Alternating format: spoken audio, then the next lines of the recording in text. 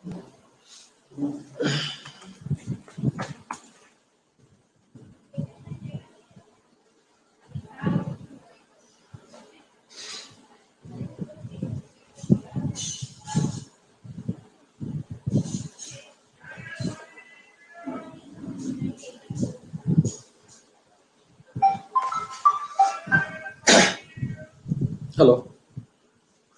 Good morning Amrinder ji, how are you? I am fine, I am fine. अब आप एक बार refresh कर दीजिए, एक बार रिफ्रेश कर दीजिए आप। और आपकी स्क्रीन के ऊपर रिक्वेस्ट टू स्पीक का बटन होगा, जैसे ही एंटर हो जाएंगे वो प्रेस कर लीजिए। तो मैंने आपको अब एंटर किया है। अब आपका ऑडियो वीडियो टेस्टिंग वहाँ पे स्क्रीन पे चलेगा 10-15 सेकंड। अब नेक्स्ट करते जाइए, एंटर करते जाइए, कंटिन्यू करते जाइए।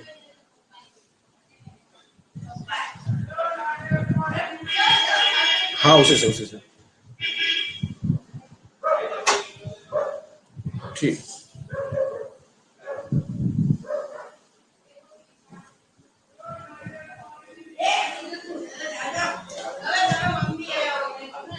लाडू आवाज नहीं,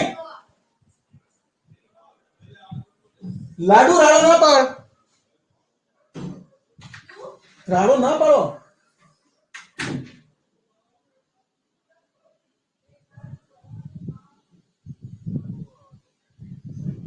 ठीक ठीक।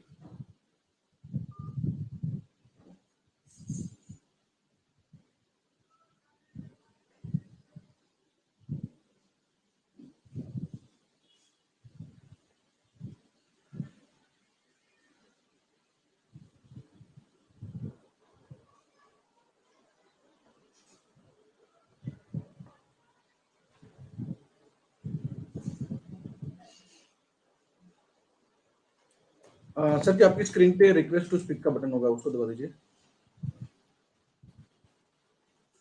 तो मैं आपका ये रिक्वेस्ट एक्सेप्ट कर रहा हूँ। तो अब स्क्रीन पे कंटिन्यू करिएगा, ऑडियो वीडियो टेस्टिंग आएगा, टेस्ट ऑडियो वीडियो करिएगा,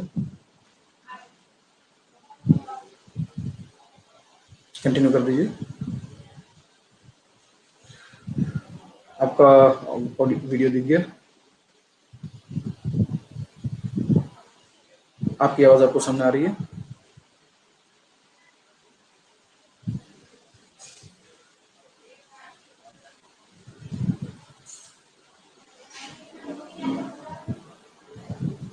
वहाँ पे ऑडियो में देखिए कौन सा सेट किया है अपने ऊपर विंडो में, ऊपर ऑडियो वीडियो का होगा। ठीक है, आप नेक्स्ट करिए।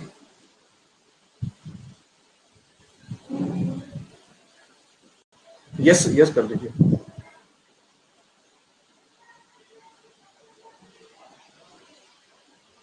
एंटर रूम करिए।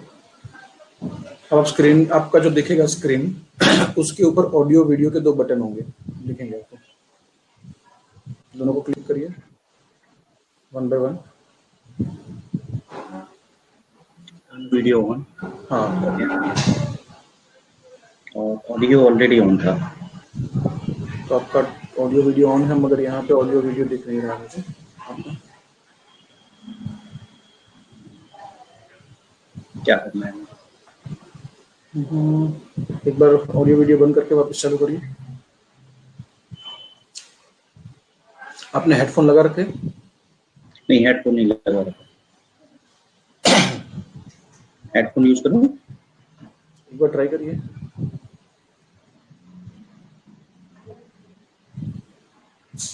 यहाँ पे आपका ऑडियो वीडियो नहीं आ रहा है आपका, दिखना चाहिए जो सीधा।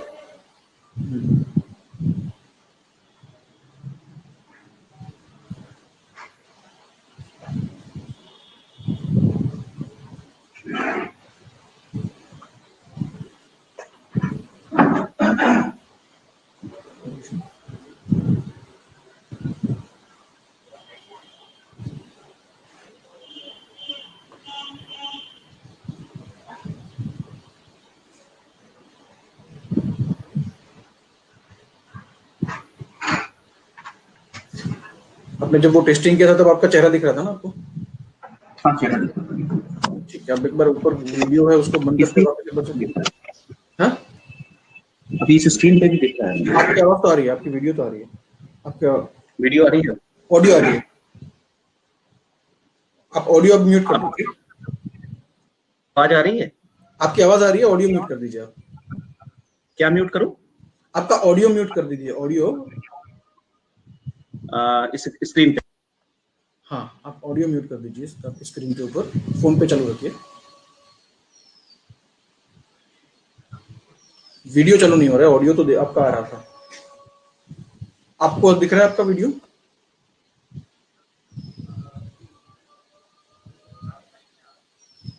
दिख रहा है ना आपको?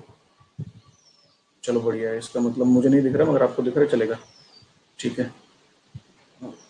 आपको मेरा वीडियो और आपका वीडियो दोनों का दिख रहा है अभी? अभी भी नहीं दिख रहा है? अच्छा ठीक है, आपका जो स्क्रीन है, टर्न स्क्रीन ऑन करिए। आपके उसके बाजू में एक स्क्रीन का बटन होगा, ऑडियो के बाजू में।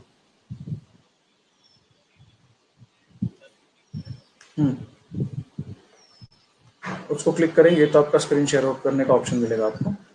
उसमें एंटायर स्क्रीन करके आप शेयर करिए। आपको सिर्फ ये 3 बटन यूज करना है, ऑडियो, वीडियो और स्क्रीन शेयर। और जब आप स्क्रीन शेयर करोगे आपको पीपीटी दिखेगा, आपको आपका चेहरा नहीं दिखेगा। हमें पीपीटी और आपका चेहरा दोनों दिखेगा। नहीं, आपका पीपीटी भी नहीं दिख रहा है, सो कुछ इश्यू है। मैं एक काम करता हूँ, मैं यहाँ से पूरा रिफ्रेश कर रहा हूँ, आप लाइव रहिएगा।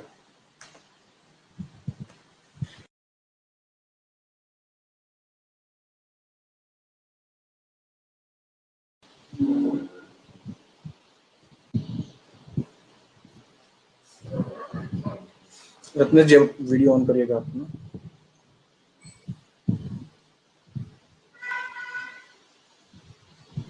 दिख गया आप जी। इंटरव्यू भी कर दीजिएगा।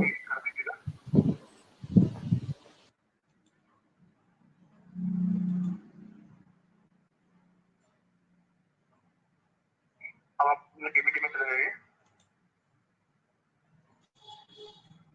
स्क्रीन शो कर दीजिए। यस, आप परफेक्ट दिख रहा है, आपका स्क्रीन परफेक्ट दिख रहा है। ठीक है, ठीक है ना, आप वहां से म्यूट कर दीजिए स्क्रीन पे। अभी इसको स्क्रीन को हटा दूं ना? आप स्क्रीन को म्यूट कर दीजिए, आप स्क्रीन के ऊपर म्यूट कर दीजिए और स्क्रीन शेयरिंग में बता दीजिए।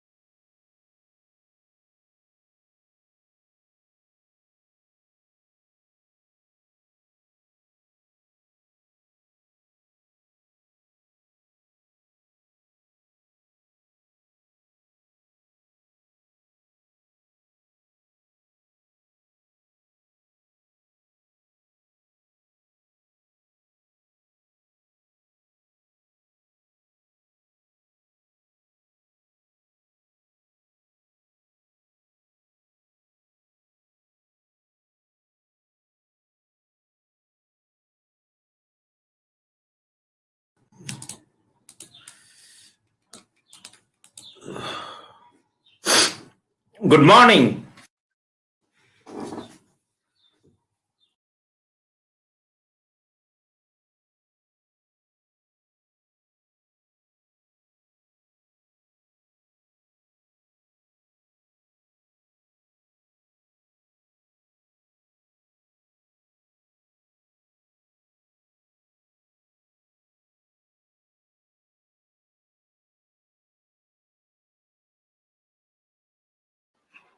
Okay. आ रहा है क्या?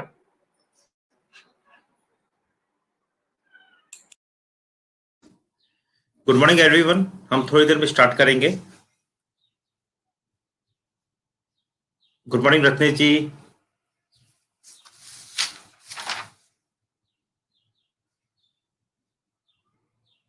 गुड मॉर्निंग अमिंदर सिंह जी।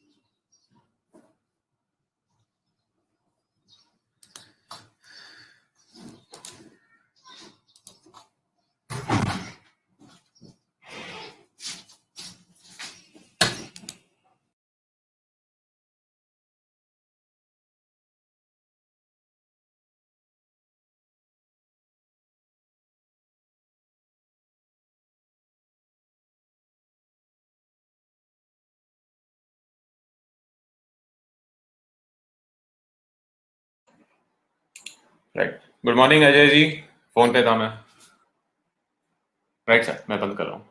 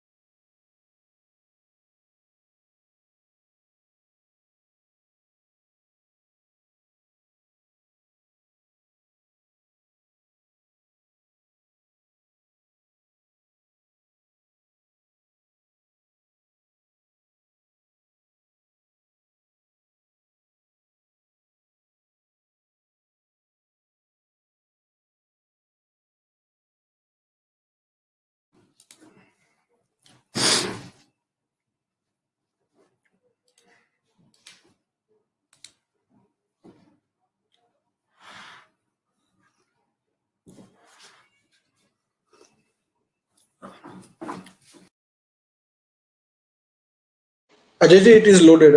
ठीक है सर, वो देख रहा था। Okay, thank you.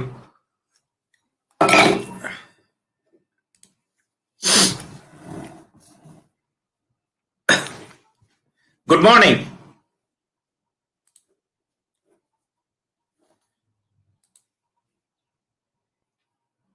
Good morning Vasna ji, good morning Prakash ji, good morning everyone, good morning Jigar भाई। गुड मॉर्निंग अजय भाई, अजय भाई। Good morning. सॉरी, थोड़ा पीपीटी लेट करने में 2 मिनट का डिले हो गया जी, बट काफी अच्छा लग रहा है सब लोगों को देख के। Good morning Rahul ji, Prakash ji, Rajesh ji, Basanna ji. केम छो प्रकाश भाई? छबिलेश भाई, I hope you are well now, you are discharge from the hospital. Good morning जिगीश भाई, आई होप कि आपको वो पीडीएफ मिल गया होगा जो आपने ग्रुप में रिक्वेस्ट किया था लास्ट सेशन वाला। Thank you very much. Congratulation Ankur ji for last week's award. Personally तो मैं आपको बात कर चुका हूं but I thought let me again congratulate you. Thank welcome Dheeraj, welcome Chhabilesh भाई। सो दोस्तों, आप सबका स्वागत है। और अजय जी, अगर कहीं पे बीच में हमारे यहाँ पे एक्चुअली नीचे जियो का कुछ लीज लाइन का इश्यू आ रहा है। ओके। कभी भी अगर आपको लगता है कि सिग्नल जो है आपकी स्क्रीन पे एज अ प्रेजेंटर आपको दिखेगा सिग्नल वीक हो रहा है, तो मुझे व्हाट्सएप मैसेज डाल दीजिएगा तो मैं इसको रिकनेक्ट करके दूसरी लाइन पे ले लूंगा। डन। सो चलिए सर, ओवर टू यू। हमारे as master Ajay ji, over to you. Thank you so much sir. दोस्तों, आप में से कितने लोग इस बात से एग्री करेंगे मेरे साथ कि लाइफ में सक्सेस होने के लिए गोल होना जरूरी, लाइफ में सक्सेस होने के लिए गोल होना बहुत जरूरी चीज है।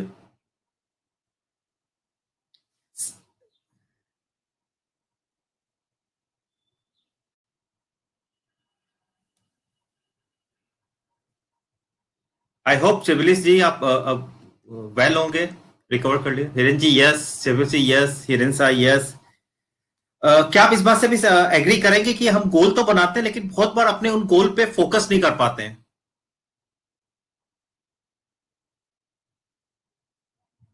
हम बहुत बार गोल बनाते हैं कि medium term, short term goal हमारे होते हैं, मीडियम टर्म गोल होते हैं, लॉन्ग टर्म गोल होते हैं, लेकिन हम उस गोल पे फोकस नहीं कर पाते। अगर आप मेरी बात से सहमत है तो टाइप करें happen with me, happen with मी। ये मेरे साथ बहुत होता था पहले कि मैं कोई गोल बनाता था, फिर उसको लिखता भी था, फिर उसको स्मार्ट गोल में कन्वर्ट करता था। स्मार्ट गोल का मतलब आप सब जानते होंगे, very specific, measurable, attainable, achievable, realistic, timeline. उसके बाद भी गोल पे मेरा फोकस कभी कभी कम हो जाता था। अगर आप भी मेरे तरह इस चैलेंज को फेस किए हैं कभी अपने लाइफ में तो type in the chat box happen with me. Ankur ji happen with me, Mitesh Gala happen with me, Rajul ji happen with me, Sameer ji happen with me. Great. Jigar भाई happen with me, Amidar Singh happen with me. दोस्तों मेरे साथ ये बहुत होता था। Then I find out two way कि मैं अपने गोल्स पे फोकस कैसे करूं। मैंने गोल बना लिए, शॉर्ट टर्म गोल में डिवाइड कर लिया, लॉन्ग टर्म गोल बना लिए, मीडियम टर्म गोल बना लिए। मैंने गोल में स्मार्ट फीचर भी ऐड कर दिए, मैंने गोल लिख भी लिए। अब मैं अपने फोकस को कैसे बढ़ाऊं? तो दोस्तों दो तरीके अपने फोकस को बढ़ाने के लिए गोल के ऊपर। आपका कोई भी गोल हो, जो शॉर्ट टर्म हो, लॉन्ग टर्म हो, आप एक पीस ऑफ पेपर पे लिखे या स्टिकी नोट जो आते हैं, येलो कलर के, डिफरेंट कलर के स्टिकी नोट आते हैं, उन पे लिखे और ऐसी जगह लगाए उसको जो आपको हर वक्त दिखे, 24/7 आपके आंखों के सामने रहे। अगर आप ऑफिस में 8 घंटे काम करते हैं तो आपके डेस्क के सामने हो, जो हर वक्त आपको गोल दिखे। आपके बेडरूम पे हो, इनफैक्ट आपके टॉयलेट कॉम्बोर्ड सीट पे जहां बैठते हो उसके सामने भी हो, हर वक्त आपके सामने वो स्टिकी नोट हो जहां आपके वो गोल आपके माइंड पे आते रहे बार बार। और आप इस बात से एग्री करेंगे, जो चीजें पे आपकी फोकस होती है वो चीजें आपके लाइफ में ज्यादा अट्रैक्ट होती है। दूसरा दोस्तों, उसी स्टिकी नोट को और नोट को जिसमें आपने गोल लिखा अपना, उस गोल की फोटो खींचे अपने मोबाइल पे और अपने मोबाइल का वॉलपेपर स्क्रीन बना दे उसको, कि जब भी आप मोबाइल को ऑन करेंगे वो स्क्रीन आपको दिखती रहे। तो आपके नजर में हर वो स्ट्राइक होता है कि ये गोल मुझे अचीव करना है। क्या मैं इस बात से सहमत है कि हम इस तरह से अगर अपने गोल को स्टिकी नोट पे बना के चिपका के रखें और हर वक्त अपने आंखों के सामने रखें तो गोल पे हमारा फोकस और ज्यादा इंक्रीज होगा? Ajay ji, if you don't mind, can I join you? Yes sir, please. देखिए इसको, I think one of the thing which I think as you rightly said, मैं 2 मिनट लूंगा, ज्यादा नहीं लूंगा। आई नो कि ऑलरेडी हमारे स्पीकर जो है वो फायर्ड अप है, वो एकदम रेडी है अपनी स्पीच डिलीवर करने के लिए। बट ये जो दिक्कत आता है ना प्रोक्रास्टिनेशन का कई बार अजय जी, उसके अंदर ये दिक्कत मेरे साथ तो बहुत होता है। सो आप लोगों को लगेगा अरे जिगर पे आप क्या बात करो, but let me tell you, मैं बहुत सारी चीजें दिमाग में चलता रहता है, गोल डिसाइड करता हूँ और भूल जाते हैं। और आपने जो कहा ना, इस टेक्निक को मैं कहता हूँ स्पॉटलाइटिंग। स्पॉटलाइटिंग यानी कि आपके एनवायरनमेंट के अंदर चारों तरफ क्लू छोड़ दीजिए कि वो आपका एनवायरनमेंट आपको याद दिलाता रहे। फिर वो आपने अपने मोबाइल पे लगा लिया या अपने डेस्कटॉप पे लगा दिया। सॉरी मैं आपका ये टॉक बीच में इंटरप्ट कर रहा हूँ, बट मुझसे रहा नहीं गया है बिकॉज ये टॉपिक मेरे दिल के बहुत करीब था जो आपने छेड़ दिया। तो इसको कहते हैं स्पॉटलाइटिंग। अब स्पॉटलाइटिंग में अजय जी मैं एक चीज सिर्फ ऐड करना चाहूंगा यहाँ पे। कई बार क्या होता है कि एक चीज हम जब रखते हैं ना वॉलपेपर पे उसके ऊपर, तो 4-5 दिन के बाद वो फेड होना चालू हो जाती है, हमारा दिमाग उसको इग्नोर करना चालू कर देता है। एग्जैक्टली। सो यहाँ पे एक चीज मैं और कहना चाहूंगा कि ये चीजों को थोड़ा बदलते रहे, उसका कलर बदलते रहे, उसकी जगह बदलते रहे। दिन में 5-7 बार आपका गोल दिखना चाहिए, स्क्रीन पे दिखना चाहिए, मोबाइल पे दिखना चाहिए, और उसका मेथड बदलना चाहिए। वो स्टिकी नोट के अंदर कलर बदलो, कुछ भी बदलो, बट एक की एक चीज 5 या 6 बार देखोगे ना, 7वें दिन से आपका माइंड उसको वापस इग्नोर करना चालू कर सकता है। आई थिंक ये मेरे साथ हुआ, it is my experience, so I thought let me share it with you. Over to you.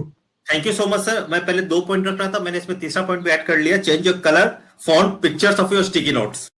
Thank you so much to add on and स्पॉटलाइटिंग।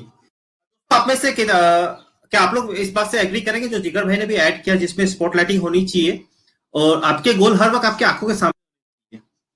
मैं इस बात से बहुत सहमत आप में से जितने जन सब बहुत अच्छे स्पीकर है और हर कोई यहाँ पे ग्रुप में चाहता है कि वो अच्छा स्पीकर बने, प्रेजेंटेशन दे, लोगों से बात करे, अपनी फीलिंग्स अपने लर्निंग को लोगों से शेयर करे, बट समहाउ हमारा फोकस वहां से हट जाता है। तो अगर इस तरह से हम स्टिकी नोट बना के रखें, डेफिनेटली हमारा फोकस और तेज होगा। विद दैट दोस्तों, मैं आपका स्वागत करता हूं एश टॉक पे। मेरा नाम अजय भील है, मैं एमएफडी हूं कलकत्ता से। एश टॉक एक ऐसा प्लेटफॉर्म है, एश टॉक एक ऐसा प्लेटफॉर्म है जहां पे लोगों को अवेलेबिलिटी मिलती है आके बोलने के लिए। यहाँ पे एमएफडी आ रही है, ऐसे लोग आते हैं अपने अपने स्किल सेट को लोगों के साथ शेयर करने के लिए, अपने थॉट प्रोसेस को लोगों के साथ शेयर करने के लिए। और मैं बहुत ओपनली बोलूं तो this is the platform which we are developing to for each and everyone to practice their public speaking skills. कुछ चीजें परफेक्शन आती है प्रैक्टिस से, राइट? तो एश टॉक का प्लेटफॉर्म का मकसद भी वही है। यहाँ पे हर सैटरडे नमस्कार अभिनव जी, यहाँ हर सैटरडे तीन स्पीकर्स आते हैं जो 20-20 मिनट का अपना टॉक देते हैं और हर स्पीकर को इवेल्युएट किया जाता है अलग अलग पैरामीटर्स पे। उसने कितनी अच्छी स्टोरी लाइन यूज की, उन्होंने कितना अच्छा एग्जाम्पल यूज किया, स्टार्टिंग कैसी थी, लोगों से एंगेजमेंट कर पाए नहीं कर पाए, बॉडी लैंग्वेज कैसी थी, ऐसे अलग अलग डिफरेंट पैरामीटर पे उनको फीडबैक दिया जाता है। वो सारे फीडबैक को मिला के मैथमेटिकल कैलकुलेशन के हिसाब से उनको फिर सर्टिफिकेट भी दिया जाता है बेस्ट स्पीकर का, बेस्ट स्टोरी टेलर का, बेस्ट एग्जाम्पल्स का। दोस्तों आज किसी कारणवश हमारे पास सिर्फ 2 स्पीकर है, एक स्पीकर कुछ मेडिकल इमरजेंसी कारण वो आज कर नहीं पाए, तो आज सिर्फ 2 स्पीकर रहेंगे। विद दैट मैं स्टार्ट करता हूं सेशन। दोस्तों जैसे हमारे पास रेगुलर फीडबैक आ रहा है, ये मैं लास्ट 2 सेशन से सेशन 7 और 8 दोनों में मैंने इसको शेयर किया था कि आपको सिर्फ आईपी पे फोकस नहीं करना है, आपको डेवलपमेंट पे फोकस नहीं करना है। आप चाहे तो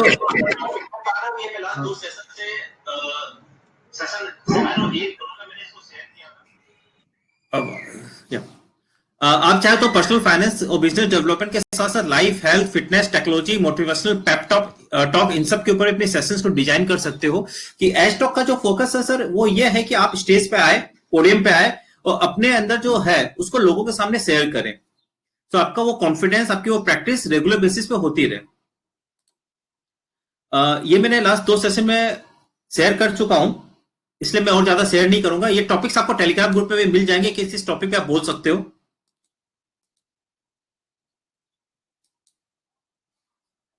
ये पूरी एग्जॉस्टिव लिस्ट वापिस से आपको टेलीग्राम ग्रुप में हम शेयर कर देंगे, जिससे आपको ये जानने में इजी रहेगा आप किस किस टॉपिक को चूज कर सकते हो। और डेफिनेटली जैसे आप Vivek ji, sound is not clear, just a moment. दोस्तों ऑडियो और वीडियो में कहीं पे दिक्कत आए तो आपकी स्क्रीन के ऊपर एक रिकनेक्ट नाम का रेड कलर का बटन होगा, उसको क्लिक कर दीजिएगा। बाद में ग्रीन कलर का रिकनेक्ट का ऑप्शन आएगा, उससे रिकनेक्ट कर देंगे तो आवाज और वीडियो अच्छी हो जाएगी। As of now we are maintaining 175 Mbps speed, so यहाँ से कोई दिक्कत नहीं होनी चाहिए। बट फिर भी कहीं पे दिक्कत आता है, you can connect the click the reconnect button and you can come back to the session again. Thank you very much. और दोस्तों जैसे मैंने लास्ट टाइम भी शेयर किया था, आज वापस से थोड़ा सा टच करना चाहूंगा कि एश टॉक में एक प्रोग्राम और चलता है मेंटरशिप का, जिसमें जो भी स्पीकर अपने नाम को हमें भेजते हैं कि वो टॉक देना चाहते हैं, उनको एक मेंटर असाइन किया जाता है जिनके साथ वो अपनी प्रैक्टिस कर सकते हैं, वो अपनी प्रैक्टिस कर सकते हैं, अपने स्पीचेस को इम्प्रूव कर सकते हैं। जैसे आज की जो 2 स्पीचेस होगी उसमें 2 अलग मेंटर है, विपुल खंडेलवाल जी और राजुल ढोलाकिया जी। मैं उनका तहे दिल से धन्यवाद देना चाहूंगा एश टॉक की तरफ से to give their precious time. Thank you Suresh ji. दोस्तों एपिसोड नंबर 8 में the best speaker of the day award goes to, जिसने सबसे इसका मतलब ये नहीं कि दूसरे स्पीकर का सेशन अच्छा नहीं था या कुछ कमी थी उसमें, वो उसने बहुत बेहतरीन टॉक दिया था अपना। This is just mathematical numbers जिसको ऐड करके हम इस नतीजे में पहुंचते हैं कि बेस्ट स्पीकर कौन हो सकता है, और इसमें आप सबका फीडबैक काम आता है हमें। So the best speaker of the day episode 7 mister Bihag Bhavaskar. Can we round of applause for mister Bihag Bhavaskar? Can we congrats Bihag ji in the group, in the chat box? Thank you Bihag ji. First of all मैं ये दिल से मानता हूं कि जिसने accept किया कि मैं आके सेशन दूंगा, और जिसने एक बार स्क्रीन पे अपना चेहरा दिखा के सेशन देना स्टार्ट किया, मैं उस हिम्मत की दाद करता हूं कि मुझे कल भी डर लगता था, मुझे आज भी डर लगता ऊपर आने में। Congrats Bihag ji. And another best story example of the day, it goes to, अच्छा दोस्तों, बिहार जी के जो मेंटर थे मिस्टर अश्विन थे, thank you Ashwin ji. And the best story and example of the day, episode 8, it goes to mister Devdatta Dhanokar. Congrats Devdatta ji, can be congrats Devdatta ji in the chat box, and also congrats mister Vipul Khandelwal for mentoring. Ajay ji, यहाँ पे मैं सिर्फ इतना add करना चाहूंगा, दोनों ही speaker के ओवरऑल स्कोर में 0.15% का स्कोर का डिफरेंस था। So according to me both are winners in terms of best speaker, right? But just mathematical calculation, जैसे आपने कहा already, it is purely based on mathematical calculation, but almost there was only difference of 0.15। So congratulations to both of you. Jigar ji, मैं आपसे request करूंगा कि आप feedback पे सिर्फ 2 मिनट का समय दें, क्योंकि आज हमारे पास स्पीकर सिर्फ 2 है, हमारे पास टाइम है 5 मिनट का, तो आप फीडबैक का इंपॉर्टेंस एक बार ऑडियंस को बताना चाहेंगे? दोस्तों देखिए, फीडबैक एक ऐसी चीज है जो, देखिए, आज यहाँ पे प्रैक्टिस करना और इम्प्रूव होना है। अब व्यक्ति इम्प्रूव तब तक नहीं हो सकता है जब तक उसको पता ना चले कहाँ पे किस एरिया में इम्प्रूव होना है। सो हमने जो फीडबैक फॉर्म डिजाइन किया है उसमें दिक्कत क्या आती है, मैं आपको ऑनेस्टली स्पीकिंग बताऊं। आज जो पहला स्पीकर होता है उसके लिए मान लीजिए कि आप में से 100 लोगों ने फीडबैक दिया, तो सेकंड स्पीकर के अंदर फीडबैक फिर आता है 60 या 70 लोगों का। अब मेरे हिसाब से देखिए, फीडबैक आप जब देंगे, अलग अलग क्राइटेरिया हमने डिसाइड किया है, बॉडी लैंग्वेज, टोनालिटी, कंटेंट, ये सारी चीजों का जो स्कोर आप 10 में से देते हो, तो स्पीकर के साथ हम वो शेयर करेंगे, तो उनको पता चलेगा कि ये एरिया ऑफ इंप्रूवमेंट उनके लिए है। आप भी जब स्पीकर बनेंगे तो यहाँ पे सिर्फ हम इसलिए इकट्ठा नहीं हो रहे कि आप स्पीच डिलीवर करो, लोग आपकी वाहवाही करें, लोग आपकी तारीफ करें, बट यहाँ पे आए हो, आपने स्पीच डिलीवर किया है, तो यहाँ से बाहर जाओ और नेक्स्ट कहीं पे और स्पीच देने जाओ, तब आपका स्पीच और ज्यादा उभर के और ज्यादा निखर के बाहर आए। इसके लिए फीडबैक बहुत जरूरी है। देखिए, कितना बड़ा से बड़ा स्टार हो, फिर वो अभिनेता हो या आपका खिलाड़ी हो, क्रिकेटर हो, उसको भी फीडबैक की जरूरत पड़ती है। उसका कोच उसको बोलता रहता है कि यहाँ पे तुझे मेहनत करने की जरूरत है। So feedback is very crucial for growth. Let me tell you, feedback is very crucial for growth. Please give the feedback. हम हर सेशन के बाद दोनों स्पीकर का या तीनों स्पीकर का लिंक जो है उसको हम टेलीग्राम ग्रुप में डाल देते हैं। आप, आई कैन अंडरस्टैंड कि सैटरडे है तो आपको जो शेड्यूल होगा वो भी बिजी होगा, क्लाइंट को मिलना होगा, सब कुछ होगा, but it will hardly take 2 minutes.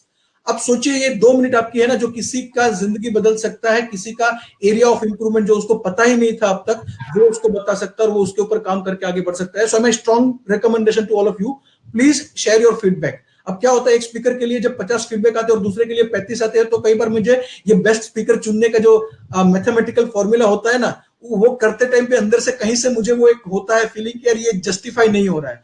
So please share the feedback for all, so that we can give the right feedback to speakers के कहां पे उनको इंप्रूव होने की जरूरत है। पास्ट के 2 सेशन के जो स्पीकर थे उनके डिटेल फीडबैक अब तक हमने उनके साथ शेयर नहीं किए, but within this week will share के कौन से एरिया में उनको कितने मार्क मिले थे, बॉडी लैंग्वेज में कितने मिले थे, कहां पे कितने मिले थे। So please keep sharing the feedback. Over to you Ajay भाई। Thank you so much. दोस्तों, आज के जो पहले स्पीकर वो मिस्टर रत्नेश वारसी है। He is the director of JLP wealth private limited.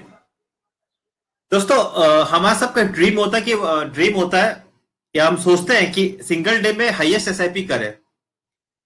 Ratnesh जी वो बंदे हैं, वो MFD है। जब मैं इनसे बात कर रहा था, when he was sharing his story to me, and I got surprise कि 2008 से 2015 तक इनका जो AUM था वो सिर्फ 35 लाख था। म्यूचुअल फंड बिजनेस में आने से पहले ये स्टॉक ब्रोकिंग का काम भी करते थे 2005 से, और 2008 से 2015 में सिर्फ 35 लाख का AUM बना पाए थे। तो ये अपने टॉक में आज ये शेयर करना चाहते हैं कि वो 2015 में ऐसा क्या किया था इन्होंने कि इनका AUM सीधा 35 लाख से बढ़ के 35 करोड़ प्लस हो गया। प्लस इनका SIP बुक 60 लाख के प्लस SIP बुक है इनकी। And Ratnesh ji the MFD from UP, जिन्होंने सिंगल डे में 1890 प्लस SIP लॉग इन की थी। Can we congrats him for that? It's a mind blowing number. ये अचीवमेंट इन्होंने 22 अक्टूबर 2018 में अचीव किया था। उस टाइम पे BSE में सबसे हाईएस्ट नंबर रत्नेश जी का था। And he is totally one of the very जब मैं इनसे बात कर रहा था जब टॉक के लिए, तब मुझे मालूम पड़ा कि कितने फोकस और स्ट्रक्चर फॉर्मेट पे काम करने वाले इंसान है। Ratnesh ji, I just welcome you on Estock platform, और इनके जो मेंटर है मिस्टर विपुल खंडेलवाल है। Ratnesh ji, platform is yours. मैं 20 मिनट का टाइमर अभी लगा रहा हूं, जब 5 मिनट का समय बचेगा मैं आपको अपडेट कर दूंगा। और वेब चैट में क्या होता है, कोई भी क्वेश्चन पूछेंगे तो आंसर आने में जो लैगिंग है वो 10 सेकंड की है। जैसे आंसर आएगा मैं आपको अपडेट कर दूंगा। मैं अपना थैंक यू, माइक और स्पीकर ऑन कर रहा हूं। Thank you Ajay ji, thank you. आपको मेरी आवाज आ पा रही है सबको? तो आप यस लिख के बोले। सो Yes, yes, your voice is loud and clear. Your video is loud and clear. You can share your screen whenever you want. Fine fine fine sir. So दोस्तों, एस्टॉक एक ऐसा प्लेटफॉर्म है जो लोगों को कुछ पुश कर रहा है, हम लोगों को। इनफैक्ट सच बात बताऊं तो मैं तैयार नहीं था आज की प्रेजेंटेशन के लिए, पर जब जिगर भाई और अजय जी का फोन आया और हम लोगों का डिस्कशन हुआ, सो आई वॉज कमिटेड। एक्चुअली ये जो पूरी स्टोरी है, इससे पहले मैं आपको एक और कहानी सुनाना चाहूंगा, और ये कहानी आप सभी ने सुनी होगी। ये कहानी है एक ऐसे आदमी की जो कि जंगल में भटक रहा था, और जंगल में भटकते हुए उसको सामने एक मंदिर दिखाई देता था जिस पर एक दिया रखा हुआ था, रोशनी होती थी। उस जंगल में कहीं कोई रोशनी नहीं थी, लेकिन वो दिया उसको हमेशा आकर्षित करता था। उस आकर्षण के बीच में उसकी हमेशा इच्छा भी रहती थी कि वहां तक कैसे पहुंचे, लेकिन उसके पास ना कोई उद्देश्य था, ना कोई जज्बा था, ना कोई ऐसा तरीका था जिससे कि वो पहुंच सके, क्योंकि अंधेरा बहुत होता था, जंगल में जंगली जानवरों का भी डर, और पहुंचने में तमाम मुश्किलात। तो समझ ही नहीं आता था कि वहां पहुंचेगा कैसे। तो इसी दौरान उसको एक व्यक्ति मिला। उसने कहा कि ऐसा संभव है, और वो कैसे संभव है? तो उसने कहा ठीक है, मैं आपको एक ऐसे आदमी से मिलवाता हूं, और जो आपको वहां जाने का रास्ता बता सकता है। इनफैक्ट क्या हुआ कि उस व्यक्ति का कोई लालच नहीं था, लेकिन उसने मुलाकात कराई, और मुलाकात कराई एक ऐसे संत से जिसने बोला कि जी आप वहां पहुंचना चाहते हो तो ठीक है, पहुंचो ना, लेकिन क्या दिक्कत है, क्यों नहीं जा पा रहे? तो वो आदमी बोलता है कि जी दूर बहुत है, रास्ता पता नहीं कैसा, और आगे तो दिखाई भी नहीं दे रहा। तो बोलता कि दिखाई नहीं दे रहा मतलब क्या, कुछ तो दिखाई दे रहा होगा। उसने कहा ज्यादा से ज्यादा 2 कदम। तो बोला अच्छा, तो 2 कदम चलो। तो उस आदमी ने जब 2 कदम आगे बढ़ाए तो उससे फिर पूछा कि भाई अब क्या दिख रहा है? तो बोला आगे के 2 कदम। उसने कहा ठीक है, अब अगले 2 कदम भी आगे बढ़ जाओ। और इस तरीके से जब 2-2 कदम करके वो आगे बढ़ा, तो एक दिन वो उस मंदिर पे पहुंच गया। सो दोस्तों, ये स्टोरी जो मैंने आपको सुनाई, एक स्टेप बाय स्टेप सक्सेस का फॉर्मूला है, एक एग्जाम्पल है। और मैं आपको सही बात बताऊं तो ये स्टोरी किसी और की नहीं, ये स्टोरी कहीं हद तक मेरी भी स्टोरी है। जो 1890 SIP का लक्ष्य है, या मेरी आज जो भी AUM है, उसके पीछे भी कहीं ना कहीं ऐसे 2 व्यक्ति हैं, जिसने एक ने मुझे निस्वार्थ रास्ता दिखाया और दूसरे ने मंजिल तक पहुंचने का बिल्कुल प्रॉपर तरीका बता दिया। तो तैयार हैं दोस्तों आप इसको सुनने समझने के लिए कि ऐसा क्या हुआ, जो कि एक व्यक्ति जो कि बिल्कुल 2008 में शुरुआत करने के बाद में और 2015 तक 35 लाख रुपए मात्र के AUM पर बैठा हुआ था। मेरी स्क्रीन दिख रही है आप सबको? Yes, absolutely. ओके। सो सही बात यह है कि कैसे हुआ, क्या हुआ, अब हम अगली कुछ स्लाइड्स में इसकी बात करेंगे, चर्चा करेंगे। और मैं समझता हूं आप लोगों को इंटरेस्ट आएगा कि जो 35 लाख है वो आज कैसे 35 करोड़ बन गया केवल 5 साल के अंदर। देखिए, ये स्टोरी शुरू कहां से होती है? ये स्टोरी शुरू होती है 2008 से, जब मैंने एमफी का एग्जाम पास किया। और इनफैक्ट एमफी का एग्जाम पास करते समय मेरी जो स्थिति थी ना, वो ऐसी थी कि मुझे नहीं मालूम था कि इस ARN का महत्व क्या है, ये एमफी मैंने क्यों किया। एक्चुअली मैं तो स्टॉक ब्रोकिंग किया करता था, और मुझे किसी ने बोला कि भाई ये जो है एक अपॉर्चुनिटी है और यहाँ से आप थोड़ा बेहतर कर सकते हो। कभी कभी थोड़ा पढ़ने की मुझे चाह रहती थी, तो मैंने को ऐसा लगा कि जैसे उस समय एनसीएफएम हुआ करता था, एक एग्जाम जो अभी एनआईएसएम होता है, दैट वाज एनसीएफएम अर्लियर। तो मुझे को एक शौक था कि मैं उसके मॉड्यूल्स को क्लियर करता रहता था। तो मुझे ये नहीं मालूम था कि इसका इंपॉर्टेंस क्या होगा, बट मैंने वो एग्जाम देने गया और एग्जाम में पास भी हो गया। उसके बाद अलग अलग एएमसी के लोग मुझसे आके मिलने लगे कि भाई आप आओ और हमारे साथ काम करो, एमपैनल हो जाओ। अब मुझे समझ ही नहीं आता था ये कह क्या रहा है। मैं सोचता था कि इंश्योरेंस के अंदर तो एक कंपनी के साथ काम करते हैं, या 4 लोगों के साथ में कैसे काम करेंगे, क्या करेंगे। तो पहले तो मैं एम्पैनलमेंट ही नहीं करा रहा था लोगों के साथ, किसी कंपनी के साथ एम्पैनलमेंट ही नहीं कराता था। इनफैक्ट दिक्कत क्या थी, दिक्कत थी ये कि मेरे पास एक सही गाइडेंस नहीं था, और मैं भटके हुए तीर की तरह कभी कहीं लग गया, कभी कहीं लग गया, बस ऐसी ही लाइफ को जी रहा था। स्टिल ऐसा क्या था जो 35 लाख भी बन गया, क्योंकि जब कुछ नहीं पता था तो ये 35 लाख भी एक बड़ी बात थी। तो ऐसी क्या चीज थी जो ये मैं 35 लाख बनाने में सक्षम रहा। देखिए मैं बताता हूं आपको। पहली चीज ये कि मैं हमेशा से ये सोचता था कि इन्वेस्टर का जो लॉस है वो मेरा लॉस है। तो मैं लोगों के दिल के बड़े करीब था। तो लोगों को मैं जब प्रोडक्ट देता था और किसी को कहीं लॉस हो जाता था तो वो पर्सनल अपना लॉस लगता था, तो मैं उसे संवेदना भी बांटता था और उसके साथ में बातचीत भी करता था। देन मेरा जो फोकस था वो क्या था, इन्वेस्टर्स की क्वेरीज पे बहुत ज्यादा। अगर किसी की छोटी सी भी कोई प्रॉब्लम आ गई तो मेरा पूरा फोकस उस पे होता था कि उस क्वेरी को कैसे कैसे दूर करना है। So I was always committed. तो मेरे पास बिजनेस चल के आता था, ये 35 लाख चल के आया। आप सरप्राइज होंगे इस बात को सुन के आगे। सो एक और बात क्या थी, अब क्यों मैंने जैसे आपको बताया कि एनसीएफएम पास करता था, फिर मैंने एमपी का ये जो मॉड्यूल था एनआईएस एनसीएफएम वाला ही था उस समय, सो ये पास किया। देन मेरे को जब इसमें कुछ समझ आने लगा, लोगों से बात करता था, तो मेरा मैक्सिमम टाइम कहाँ जाता था, प्रोडक्ट रिसर्च में। अगर कोई मेरे पास में कोई फंड की लेके भी आता था ना, किसी कंपनी का ब्रांच मैनेजर या कोई सेल्स एम्प्लॉय, तो मैं सबसे पहले पूरा फोकस लगा देता था उस प्रोडक्ट को समझने में, ताकि मुझसे कोई गलती ना हो।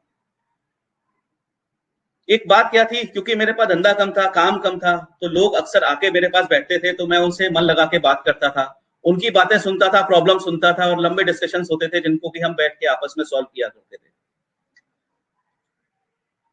एक बात ये थी कि मैं हमेशा हेजिटेट हुआ करता था अपना प्रोडक्ट बेचने में। सो क्या होता था कि बस ऑफिस में कहीं कोई पोस्टर लगा हुआ है या कोई इंफॉर्मेशन है, तो कभी किस इन्वेस्टर ने मुझसे मांग लिया तो मैंने उसको दे दिया। एंड एक और बात क्या, मेरा हमेशा ज्यादा से ज्यादा ध्यान रहता था, वो रहता था कि आने वाली प्रॉब्लम्स को समझने के लिए मैं इस मामले में बड़ा ही एडवांस अपने को कह सकता हूं शुरू से, कि मेरी एक नेचर थी कि मैं आने वाली चीजों को पहले से पढ़ने की कोशिश करता हूं। तो मैं जब म्यूचुअल फंड बिजनेस कर रहा था तो मुझे प्रॉब्लम्स बहुत समझ आती थी कि स्टिल विद 35 लाख मेरे पास ब्रोकरेज क्या है, बहुत सी रोजाना सेबी के नए झंझट आते हैं, रोजाना कभी कोई रूल बदल जाता है, आज ये फंड बेचो कल वो फंड बेचो, समझ ही नहीं आता, कभी किसी की परफॉर्मेंस अच्छी है कभी किसी की परफॉर्मेंस खराब है। सो मैं हमेशा उसमें उलझा रहता था। स्टिल मेरे लिए 35 लाख सुखद था, क्योंकि मैं संतुष्टि आदमी था और मेरा एक शेयर मार्केट का थोड़ा बहुत बिजनेस चल रहा था, तो वहां से मुझे इनकम आती थी। तो मैंने कभी इसके परे सोचने की कोशिश भी नहीं की। हाँ, इस दौरान मैंने एक चीज बहुत जरूरी सीखी, और वो क्या सीखी इस पूरे टाइम में, जब मैंने पूरा ये इतना समय बिताया तो मेरे को क्या समझ में आया। मुझे समझ में आया कि जब जब मार्केट में रैली आती है, जब जब मार्केट में रैली आती है तो इन्वेस्टर अपने पास आने लगता है, और जब जब मार्केट से रैली आउट होती है तो क्या होता है कि धीरे धीरे बिजनेस थोड़ा कम होता है, 10 में से 4 इन्वेस्टर अपने आप निकल जाते हैं।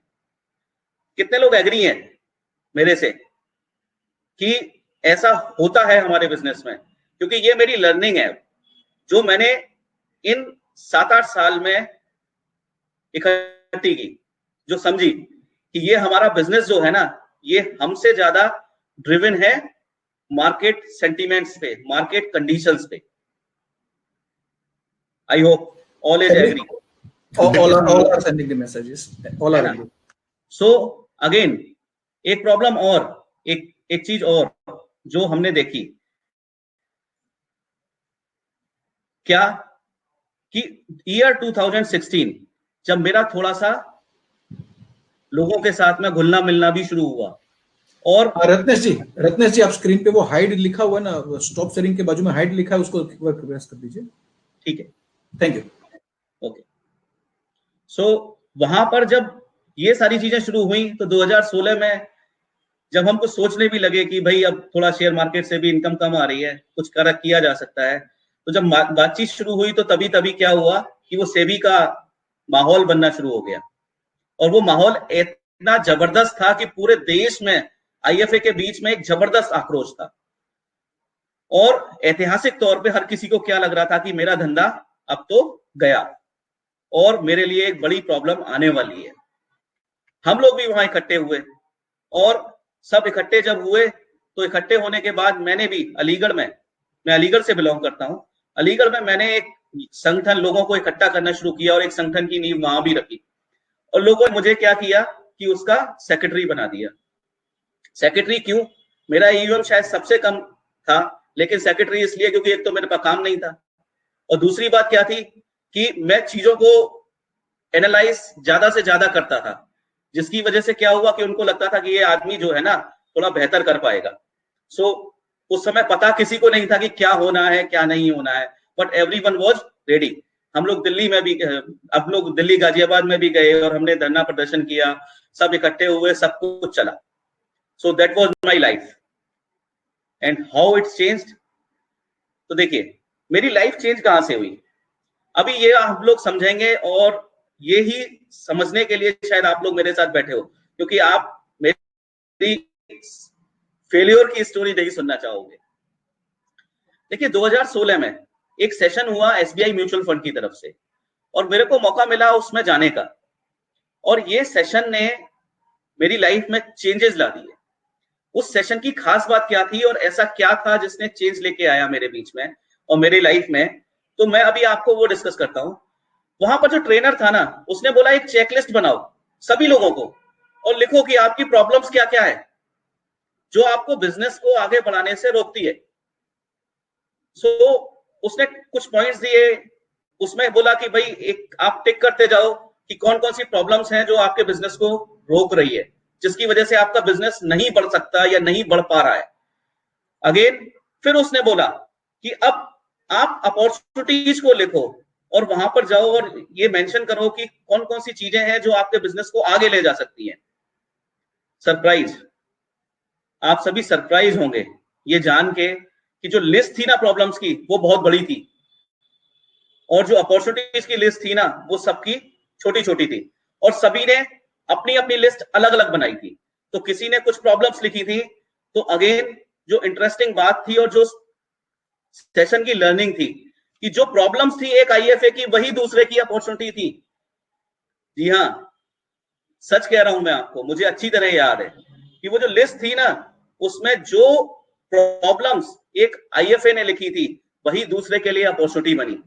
और जब हमने इस चीज को समझा तो एक बात और हमारी समझ में आई, वो क्या कि उसी सेशन के अंदर कि हमारी लाइफ में ये जो कर्व दिख रहा है ना, हमारी लाइफ में जो ये कर्व दिख रहा है, ये जो आपको मेरी नेक्स्ट स्लाइड दिख रही है,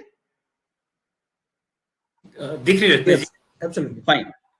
सो यहां पर क्या हुआ कि थिंग्स दैट मैटर, ये एक सर्कल है, and things that you can control, ये भी एक सर्कल है, और इसके बीच में है what you should focus on.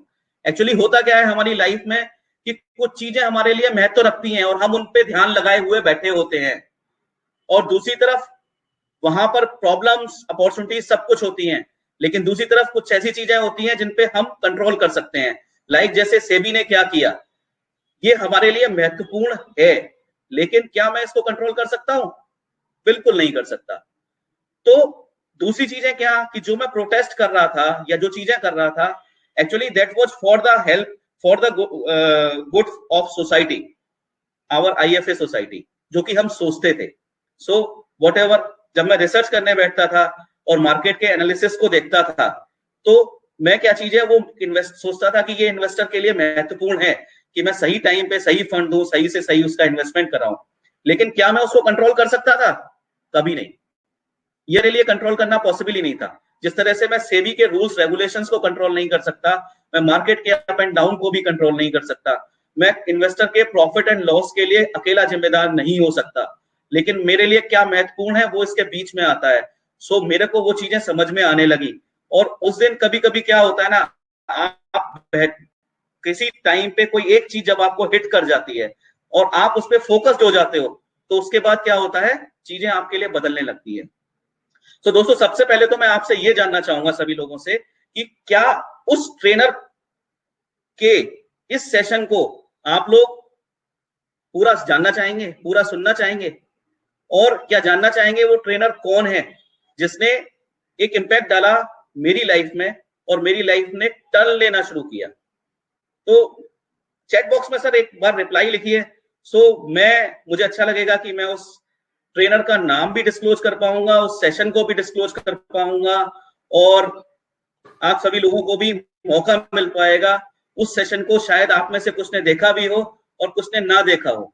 तो सर मैं आपको बताऊं, वो सेशन ईयर था 2016 और ये सेशन था अनस्टॉपेबल आईएफए, जो कि अपने जिगर भाई ने दिया था, और ये आगरा में था। मैं अलीगढ़ से आगरा गया था उस सेशन के लिए, और उस सेशन के अंदर और भी बहुत सारे पॉइंट्स थे। तो पहले तो मैं जिगर भाई से रिक्वेस्ट करूंगा कि सर वो सेशन एक बार आप दोबारा दो हम लोगों को, क्योंकि वाकई में अनस्टॉपेबल, मैंने इसीलिए अपने इस जो पीपीटी बनाई, इसका जो टॉपिक रखा अनस्टॉपेबल एक्शन, तो मेरा भी एक्शन जो है ना वो उसी दिन से शुरू हुआ, और उससे पहले तो वो एक्शन रुका ही पड़ा था, क्योंकि जब हमारे दिमाग में कुछ चीजें हमें रोक रही होती है ना, तो हम आगे नहीं बढ़ पाते और हम आगे के वो पॉइंट्स देख ही नहीं पाते।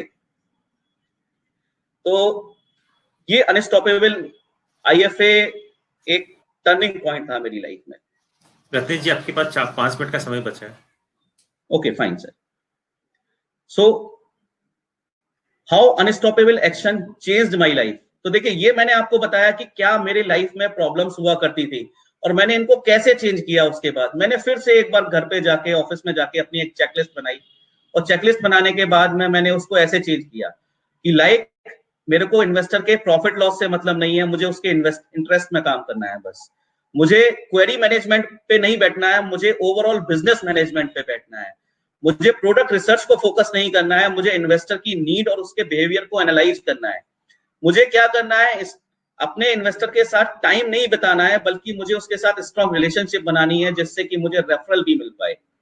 मुझे क्या करना है, मुझे ट्रस्ट बिल्ड करना है इन्वेस्टर के साथ, ताकि मैं वो अपने मनी मैटर्स खुद मुझसे आके डिस्कस कर पाए।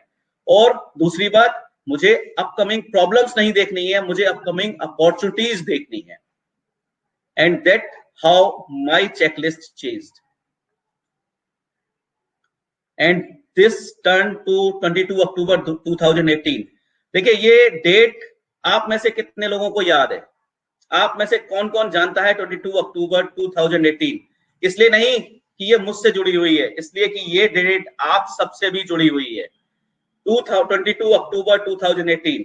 यस, मैं आपको बताऊं, ये वही डेट थी जिस दिन सेबी ने एक रूल इंप्लीमेंट किया, जिसकी वजह से काफी लोगों की ब्रोकरेजेस पे कट लगा, और कई एडवाइजर्स तो कई महीने तक ब्रोकरेज से वंचित रहे, या उनको बहुत सारे लॉसेस देखने पड़े। बट इसी दिन 22 अक्टूबर 2018 को मेरा एक रिकॉर्ड बना, जो कि 1890 एसआईपी हम लोगों ने बीएसई के प्लेटफॉर्म पर सिंगल डे में लॉग इन की। हालांकि इसके लिए हमने एक लंबी तैयारी करी, करीब 1.5 महीने की, लेकिन ये जो रिकॉर्ड था ये उसी एसआईपी ड्राइव का नतीजा था। And this was kind of recognition जो कि मुझे मिल पाया। और मजे की बात आपको बताऊंगा कि ये एसआईपी ड्राइव के पीछे भी जिगर भाई का एक सेशन था, how to double your SIP with your existing client base. उसको भी डिस्कस करेंगे अभी।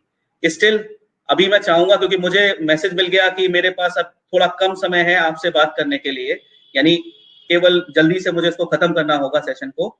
स्टिल एक सिप ड्राइव को हम कैसे इजी तरीके से कर सकते हैं, तो आप में से सभी लोग जानना चाहेंगे, तो मैं आगे बताऊं। देखिए, सिप ड्राइव को बनाने के लिए सबसे पहले और सबसे इंपॉर्टेंट चीज जो मैंने सीखी और जो मैंने की वो ये था कि एक लिस्ट बनानी है हमें अपने एग्जिस्टिंग इन्वेस्टर्स की, अपने एग्जिस्टिंग इन्वेस्टर्स की एक लिस्ट बनानी है हमें, और हमको उसके आगे उनका सिप पोटेंशियल लिखना है।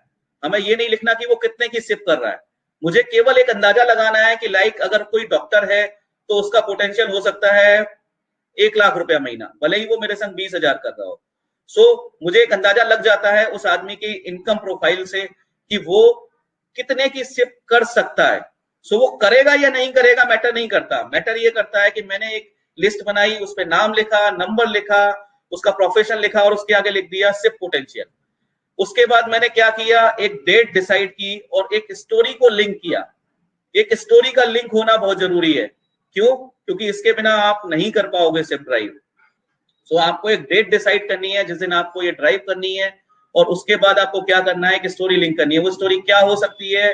वो स्टोरी हो सकती है लाइक जैसे इंडिपेंडेंस, फाइनेंशियल इंडिपेंडेंस, या जैसे मैंने क्या स्टोरी ड्राइव की और क्या स्टोरी डिजाइन की। मेरी स्टोरी थी कि मार्केट अपॉर्चुनिटी। सो मैंने एक पूरा एक स्टोरी बनाई कि मार्केट के अंदर उस समय एक गिरावट का माहौल था और हम कैसे उस गिरावट में सिस्टमेटिकली अपने को AUM को अपने प्रॉफिट को ग्रो कर सकते हैं। इसके बाद में आपको क्या करना है, आपको उस स्टोरी को लेके IAPs करनी है, वेबिनार्स करनी है, इन्वेस्टर से मीटिंग करनी है, और एक कैंपेन जरूर डिजाइन करना है जो आप इन्वेस्टर के साथ में भेज सको, इन्वेस्टर के पास रेगुलर भेज सको। ये कैंपेन क्या हो सकता है? ये कैंपेन सोशल मीडिया के थ्रू हो सकता है। सबसे अच्छा तरीका तो और आसान तरीका वही है, जिगर भाई के पास में जो एक प्लेटफॉर्म है आप उसका यूज कर सकते हैं अपने लिए। आप खुद से उन चीजों को डिजाइन कर सकते हैं, करवा सकते हैं, बट एक स्ट्रॉन्ग मैसेज होना चाहिए। इसके बाद सबसे इंपॉर्टेंट बात, अगर आपको एक सिप ड्राइव सक्सेसफुली करनी है तो आप अकेले दम पर नहीं कर सकते, आपको अपने पास एक टीम रखनी पड़ेगी जो फॉलो अप्स ले सके। अब आप इन्वेस्टर से मीटिंग लेके आए और मीटिंग लेके के बाद आपने SIP डिसाइड की, या वेबिनार में SIP आपकी डिसाइड हो गई कि इसके साथ में मुझे इतनी SIP करनी है। अब उसके बाद अगर आप फॉलो अप में टाइम दोगे तो आप नहीं कर पाओगे, आपको उसके डॉक्यूमेंट्स कलेक्ट नहीं करने हैं, आपको उसका मैंडेट रजिस्टर नहीं कराना है, ये सब काम के लिए आप अपने टीम को छोड़ दो। So these are the few steps और आसान तरीके हैं जिससे कि आप अपने खुद के लिए SIP ड्राइव डिजाइन कर सकते हो, और ये बहुत कठिन नहीं है। तो क्या है ये अनस्टॉपेबल एक्शन जो मेरा कंटिन्यू है, ऐसे ही अभी आपको भी देखना है कि आप किन किन स्टेप को पहुंच चुके हो। बेसिक बात ये है कि आपको सबसे ज्यादा इंपॉर्टेंट है कि लाइफ में एक मेंटर होना चाहिए, आपके पास एक गाइडेंस होना चाहिए प्रॉपर, जो कि आपको थोड़ा पुश कर सके। क्योंकि हमारी लाइफ में अक्सर हम लोग जहां पर होते हैं वहां संतुष्ट होने लगते हैं। सो ये एक पूरी कहानी है जो आपको मैं बताऊं कि मेरे साथ में जुड़ी रही। इसके बाद में एक्शंस कंटिन्यू है, कंटिन्यू रहेंगे, ये होगा। Thank you very much. Hope आप सबको मेरी बात समझ में आई होगी, और मेरी स्टोरी के जो माइनस पॉइंट हैं आप उनको अपने से दूर करेंगे और कोशिश करेंगे कि अपनी लाइफ में भी एक टर्निंग पॉइंट लेके आए। क्योंकि चीजें कठिन नहीं है, बस हमारा एक कमिटमेंट बहुत जरूरी है जो कि हम कई बार नहीं कर पाते। और लाइफ में फोकस आप किस तरफ रखे हुए बैठे हैं उसके साथ में एक्शन होना बहुत जरूरी है। केवल ड्रीम देखने से काम नहीं चलेगा, उस ड्रीम को पूरा करने के लिए आपको एक्शन लेना पड़ेगा, अदरवाइज आप केवल उस दिए को देखते रह जाएंगे। अभी एक कमेंट और इस प्लेटफॉर्म पे देना चाहूंगा, क्योंकि मैंने आपको ये तो बता दिया कि वो संत कौन है जिसने मुझे रास्ता तरीका बताया, लेकिन एक आदमी ऐसा भी था मेरी लाइफ में जिसने कि मुझे ये बताया, यानी उस संत से मिलवाया। तो मैं आपको बताऊं, वो मेरी कभी उनसे बात नहीं हुई पर्सनली फोन पे। एक दिन मेरे फोन पर एक मैसेज आया, क्योंकि मेरी लाइफ में ना कोई मेंटर था, ना कोई सिस्टम था, ना कोई दोस्त थे, ना IFAs थे ऐसे जिनसे मैं डिस्कशन कर सकूं। मेरी लाइफ केवल अलीगढ़ के कुछ चंद IFAs तक सिमटी हुई थी। तो उसी दौरान एक मेरे पास मैसेज आया मेरे व्हाट्सएप पे कि मैं आपके साथ में कुछ आपको एक अपने ग्रुप में ऐड करना चाहता हूं, जहां पर कि हम इन्वेस्टमेंट और अपने बिजनेस रिलेटेड कुछ बातें करते हैं।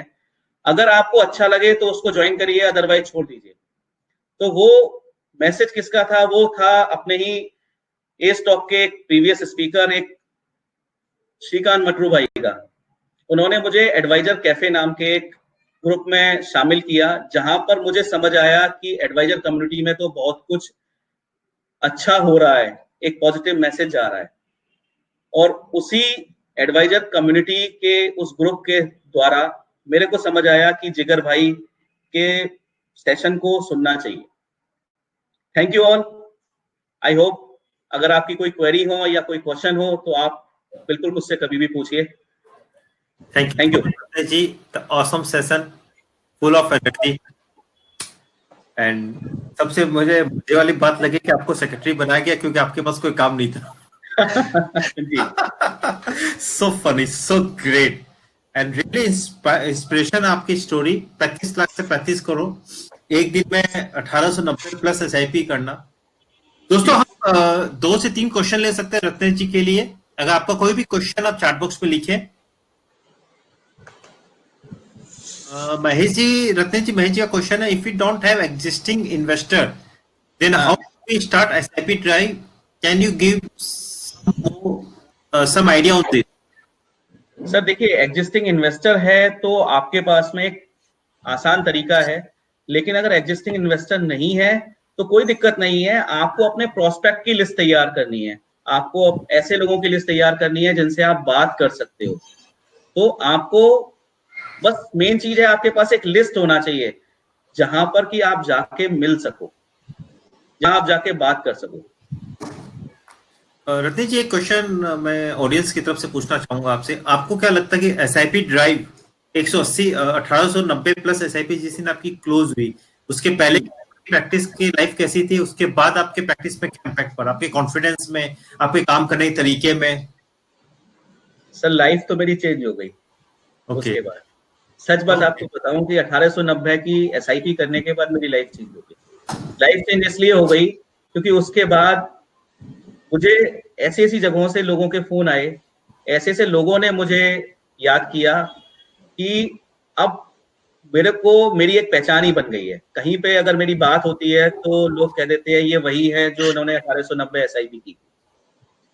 और सच बात आपको बताऊं कि in every aspect, frankly speaking, हम लोग ब्रोकरेज के लिए सबसे ज्यादा काम करते हैं, वहां पर मुझे बड़ा एडवांटेज हुआ। डिफरेंट AMC में मेरे पास में टॉप मैनेजमेंट से फोन आए, लोगों ने मुझे पहचाना और मेरे को कुछ प्लेटफॉर्म्स मिले जहां पर कि मैं अपने स्किल को शो कर पाया। Okay, my life changed a lot. दोस्तों मैं आप सबसे गुजारिश करूंगा, जितने भी अटेंडी अभी सेशन को सुन रहे रत्नेश जी का, कि हिम्मत करें और SIP लॉगिंग डे अपना डिजाइन। बिल्कुल, thank you so much. Ratnesh ji, अपने कुछ चैलेंजेस शेयर करना चाहेंगे कि SIP ड्राइव करते हुए डू और डोंट्स किसका ध्यान रखें for the benefit of the audience, की वो जो अपना SIP लॉगिंग डे स्टार्ट करे they can learn from it? देखिए SIP ड्राइव को लॉग इन करते समय बस एक चीज ध्यान रखिए कि एक तो अपना नंबर केवल बढ़ाने के लिए SIP ड्राइव नहीं करिए। आपकी SIP ड्राइव के पीछे एक मैसेज होना चाहिए, एक ऑब्जेक्टिव होना चाहिए, तभी आप अपनी SIP ड्राइव को लंबा चला पाएंगे। और दूसरी चीज, एक बात जो आपको ध्यान रखनी है वो ये कि आप MFD हैं, तो MFD के तौर पे आपका काम ये नहीं होना चाहिए कि मुझे SIP दे दो, मुझे SIP दे दो। You should make yourself a brand. So जब आप अपनी कोई बात कहते हैं तो उसका एक प्रोसेस आपके पास होना चाहिए जो कि सामने वाले की लाइफ में, सामने वाले के मन में एक इम्पैक्ट डाले और उसकी डिमांड उसके अंदर से निकल के आए। यहाँ पे एक question I think Raju ji पूछ रहे थे, वो मेरे भी दिमाग में आ रहा था अजय जी, कि आपका टीम साइज क्या है? आपने कितने, मतलब ये जो पूरा आई एम श्योर जो किया वो टीम के साथ किया, तो what is your team size और कैसे ये सिंगल डे में पॉसिबल हो पाया? Single day I am sure it is because of the technology, right? Yes, it is because of technology. Ratnesh ji, इससे पहले मैं ऑडियंस से रिक्वेस्ट करना चाहूंगा कि हमने फीडबैक फॉर्म शेयर कर दिया टेलीग्राम ग्रुप में भी और चैट बॉक्स में भी। मैं रिक्वेस्ट करता हूँ रत्नेश जी जब तक आंसर देना फीडबैक फॉर्म भर दें। It will take hardly 1 minute to fill up the feedback form. ये रत्नेश जी को बहुत हेल्प करेगा और जब आप फीडबैक फॉर्म फिलअप करेंगे तो आपको एक बहुत फैंटास्टिक आइडिया मिलेगा कि जब सेशन देते हो किस किस पॉइंट पे हमें ध्यान रखना चाहिए। सो मैं रिक्वेस्ट करता हूं आप सबसे फीडबैक फॉर्म को प्लीज फिलअप कर दें। या रत्नेश जी सर देखिए, इस पे मैं आपको एक वापस मेरा स्क्रीन शेयर नहीं है ना अभी। ओके, नहीं कर सकते मैं आपको इसमें एक चीज बताता हूँ। आप कर मेन सकते चीज हो। क्या है, मेन चीज इसमें सबसे इंपॉर्टेंट बात क्या है कि मैंने कैसे किया, मेरा टीम साइज क्या है। तो मैंने आपको बताया ना, 2015 से पहले मैं बहुत बिखरा हुआ सा था और मेरे साथ में दिक्कतें बहुत थी। तो आप समझिए कि ऐसे आदमी को काम करने की आदत नहीं होती। तो मुझे काम करने की आदत नहीं थी और आज भी नहीं है। दूसरी बात, मैंने आपको एक चीज और बोली थी, क्या कि मेरा लोगों से बातचीत करने का बड़ा एक क्रेज रहता है, तो मैं लोगों के साथ पर्सनल रिलेशन बना लेता हूँ। इसके अलावा मुझे ना हमेशा बुरा लगता था जब इन्वेस्टर का लॉस होता था। तो जब इन्वेस्टर का लॉस होता था तो मुझे बुरा लगता था, तो इसलिए मैं लोगों से कह ही नहीं पाता था। अब सुनिए आप, मैं आपको बताता हूँ ये चीजें कैसे चेंज हुई। तो जब हम अपनी कमजोरियों को अपनी अपॉर्चुनिटीज में तब्दील कर लेते हैं, तो वो जो एक इमेज थी ना कि जहां पे एक आदमी के लिए प्रॉब्लम है वो दूसरे के लिए अपॉर्चुनिटी है, सो वो मैंने अपनी ही प्रॉब्लम को अपने लिए अपॉर्चुनिटी में कन्वर्ट कर दिया। वो कैसे? जब मैंने काम को करने का मन बनाया तो फॉर्म भरने में बड़ी दिक्कत हो रही थी।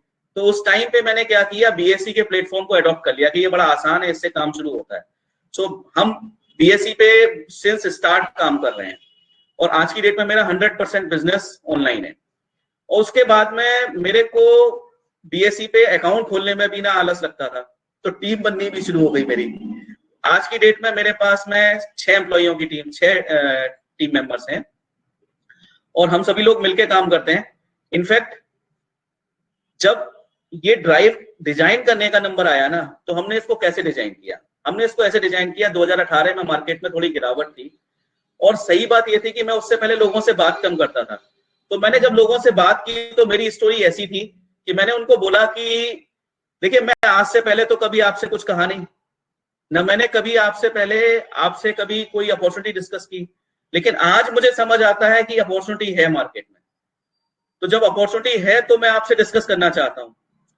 अब बात क्या थी कि जो इन्वेस्टर था वो ये बात जानता था कि ये बार बार मेरे पास आते तो है नहीं, तो उन्होंने उस चीज को, मेरी बात को सुना और समझा।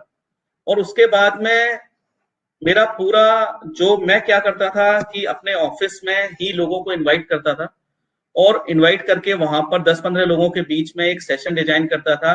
सो मैंने एक पीपीटी बना ली थी कि 1 करोड़ की प्लानिंग के लिए, कि कैसे हम एसआईपी के द्वारा 1 करोड़ प्लान करें, और उसको हम डिस्कस करते थे।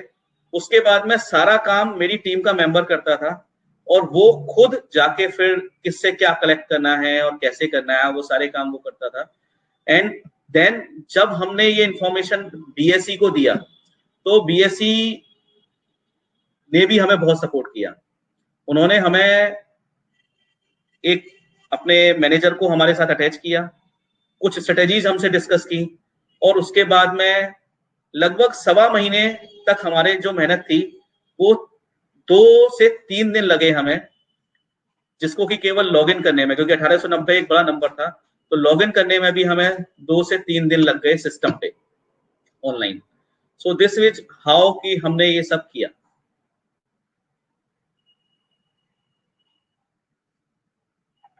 अजय जी आप म्यूट हो।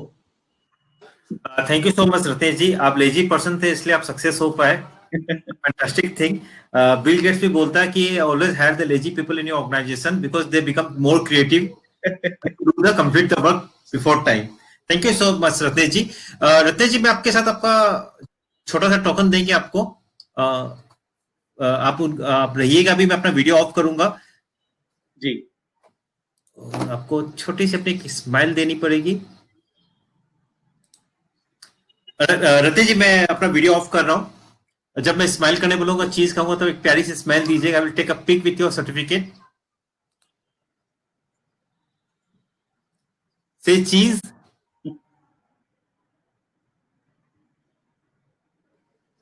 Click. Thank you so much. Thank you. ये सर्टिफिकेट आपको भी टेलीग्राम ग्रुप में भी शेयर कर दूंगा थोड़ा देर बाद। जी, thank you so much. Thank you very much. Thank you so much Ratnesh ji. दोस्तों, आई एम श्योर कि आप लोगों को बहुत सारी टिप्स मिली होगी कैसे आप अपने एसआईपी बुक को यहां से डबल, ट्रिपल, 4 टाइम कर सकते हैं। रत्नेश जी ने बहुत सिंपल टर्म पे हमारे साथ शेयर की अपनी स्टोरी और जर्नी को भी। I learned a lot from this. Thank you so much. अब बिना टाइम वेस्ट किए हुए मैं अपने दूसरे स्पीकर की ओर जाता हूं जिनका नाम अमिंदर सिंह है. He is a fantastic person. बात करके बहुत मजा आया मुझे इनसे. इनका टॉपिक है live in a peace before resting in a peace. बहुत इंटरेस्टिंग टॉपिक है. और मैंने इनसे पूछा कि आप why do you join the mutual fund industry. Aminder Singh ji जो पुणे को बिलोंग करते हैं, उन्होंने कहा कि I join this industry because this industry sounds logical. पहली बार किसी ने मुझे ऐसा आंसर दिया था कि लॉजिकल इंडस्ट्री बोल है, इसलिए मैं इस इंडस्ट्री में आया. Then I asked him, then he said his point of view कि उनकी जो फर्म का नाम वो भी इन्वेस्ट लॉजिकल है, जिसको एज ए ब्रांड वो यूज करते हैं. और जो लॉजिक उन्होंने मुझे समझाया जो मुझे बहुत इंटरेस्टिंग लगा कि अजय जी ये इकलौती इंडस्ट्री पूरी दुनिया में जहां मैं 5,000 रुपए इन्वेस्ट करके एक पूरी फंड मैनेजर को और रिसर्च टीम को हायर कर सकता हूं अपने पैसे को मैनेज करने के लिए. तो it sounds logical for me कि 5,000 रुपए कहीं पे भी इन्वेस्ट करें मुझे इतनी बड़ी टीम नहीं मिलेगी अपने पैसे को मैनेज करने के लिए. नंबर कि हर फंड यहाँ से बेंचमार्क से कनेक्टेड होता है, जिसको हम टैली कर सकते हैं बेंचमार्क को बीट किया या नहीं किया. So everything is logical in this industry. That's why I joined this industry. और इनका AUM करीब 45 करोड़ प्लस है. SIP बुक 25 लाख प्लस है. ये रहते हैं पुणे में, लेकिन पूरे महाराष्ट्र को सर्व करते हैं. इनके पूरे क्लाइंट बेस पूरे महाराष्ट्र में फैले हुए हैं. और इनकी एक हॉबी बहुत ब्यूटीफुल हॉबी है जो टोटली डिफरेंट है. ये ट्रेवलिंग को बहुत पसंद करते हैं. इनको ट्रेवलिंग करने में बहुत मजा आता है, पर ये जब ट्रेवल करते हैं तो अनप्लान ट्रेवल करते हैं. इसका मतलब इन्होंने मुझे बताया कि मैं रात को सोता हूँ, सुबह उठता हूँ, फिर मुझे लगता है कि सुबह मुझे गोवा चले जाना चाहिए अचानक ही, तो मैं अपने वाइफ को बोलता हूँ पैक करो, मैं अपने गोवा चलते हैं. और मैं भी गोवा जाते जाते रास्ते में कहीं और दूसरा लोकेशन पकड़ लूं. तो ये बहुत इंटरेस्टिंग लगा मुझे. ये ऑलरेडी बहुत जगह सेशंस दे चुके हैं. Financial planning for woman, tax planning, retirement comfortably, children education planning, कई कॉर्पोरेट के लिए उनके बिहाफ में ट्रेनिंग दे चुके हैं. तो let me invite mister Aminder Singh. Aminder ji अपना वीडियो माइक ऑन कर लें.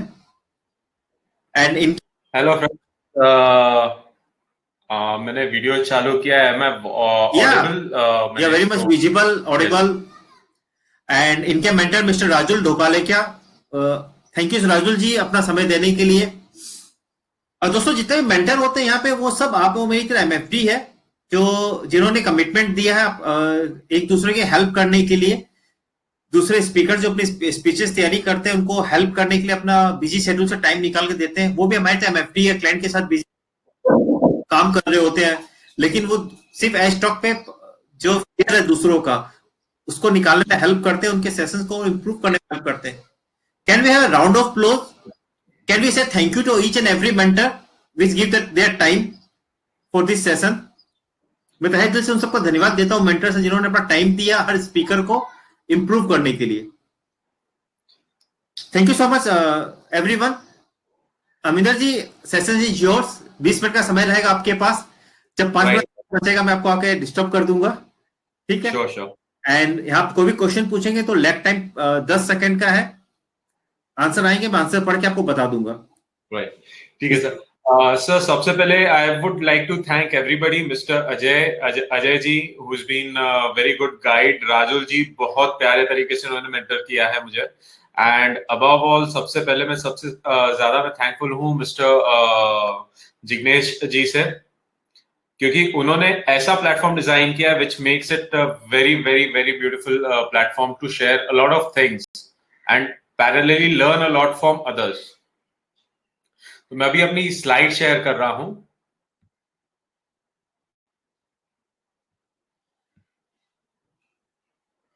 आई होप मेरी स्लाइड व्यू हो रही है. यस बिल्कुल. या सो मैंने टॉपिक का नाम रखा है live in piece before resting in peace. ये शुरू करने से पहले सबसे पहले मैं एक इंसिडेंट हुआ है रिसेंटली जब मार्केट क्रैश हो रहा था and I had received lot of calls were coming. और मैंने अपने आप को ये चीज मैंने खुद नोटिस नहीं की कि मैं क्या बात कर रहा हूँ. And when I observe myself I was really surprised. मुझे कॉल आता था when market used to fall. I am managing direct equities as well as mutual funds. तो जब कॉल आता था मार्केट गिरा थे, I used to get call, Aminder market इतना नीचे है, सब ठीक है क्या? And my reply would be, sir कितना पैसा लगाना है? ये रिप्लाई होता था मेरा. और उसके बाद कॉन्वर्जेशन यूज्ड टू चेंज. सामने वाला बंदा पैनिक में आ रहा है बिकॉज उसे अपने फ्रेंड्स के आसपास से, न्यूज़पेपर्स से, हर तरीके के मीडिया से उसको सिर्फ फियर मिल रहा है. एंड जब वो कॉल आता है कि Aminder our portfolio is going into losses, उनका माइंडसेट में ये चल रहा है कि Aminder my portfolio is going into losses, क्या हो रहा है, I am not very comfortable. उनके बैक ऑफ द माइंड ये सब चल रहा है. बट उसका डेप्थ में जाने से पहले I ask them कि सर क्या बाय करना है, कितना पैसा लगाना है आज की डेट में, let's make a strategy out of it. तो वो माइंडसेट उनका पूरा चेंज हो जाता था. Trust me, I had the least redemptions. जहां पर जरूरत थी वहीं पे रिडेम्पशन हुआ है, वहीं पे सेल ऑफ हुआ है. I had the major buying. पिछले 4 साल में, ये पिछले 6 महीनों में मेरी मेजर बाइंग आई है कंपेयर टू पास्ट 4 years की बाइंग के हिसाब से. So that confidence was built up with the investor. ये कॉन्फिडेंस आता कहां से है? First you need to have a clarity. अगर तुम्हारे पास क्लैरिटी है तो you automatically get confidence. And वो बोलते हैं ना, डूबते को तिनके का सहारा. तो सब जगह से जब नेगेटिव आ रहा है, एंड एक एज एन एडवाइजर मैं सिर्फ बोलूंगी सर वी हैव, मैंने ये एग्जैक्ट वर्ड्स में भले ना यूज किए, बट एक मैसेज जा रहा है कि sir we have invested in good quality things, just hold on. Pricing 100 रुपए की 80 रुपए हो गई, लेट्स बाय. वो माइंडसेट में इन्फ्यूज कर रहा हूं. तो the client is also coming in peace कि yes, my portfolio is in right hand. What we are doing is right. So, what do you think? Does a mindset affect our customers' mindset also? क्योंकि जब customer को issue आता है वो हमारे पास आता है. अगर हम लोग ही पैनिक में रहे तो कस्टमर डिस्टर्ब हो सकता है कि नहीं हो सकता है? My question is, I would like you people to answer कि does our mindset affect our customers mindset? ये चीज बहुत जरूरी है हम लोगों को जाननी. So I start with the slides. Live in peace. Peace is बहुत जरूरी चीज रहती है हर बंदे की लाइफ में. और it's a platform and a base for everybody. Life क्या है? लाइफ में सबसे ज्यादा इंपॉर्टेंट चीज होती है, या सबसे ज्यादा महत्व वाली चीज होती है experience. And what is experience? Experience is a result of failures and rough patches. हमने जितने भी दिक्कतें फेस की है, जितने भी हमारे फेलियर्स हुए हैं, सो उन्होंने हेल्प किया है हमें कुछ एक्सपीरियंस देने के लिए. और ये एक्सपीरियंस बहुत काम आता है. किस चीज में? एक्सपीरियंस हेल्प्स अस अचीवमेंट करने के लिए बहुत काम आता है. Achievement is the result of experience. जो हम लोगों ने गलतियों से सीखा है, जब वो गलतियों से सीख के हम लोग कुछ अचीव करते हैं तो that is a very strong achievement. और स्कैम 1992 का ये वीडियो का एक छोटा सा क्लिपिंग है प्रणव सेठ का. I think you like it. Time जाता नहीं है, टाइम लाता है एक्सपीरियंस. और एक्सपीरियंस का ना अपना वैल्यू है, समझा?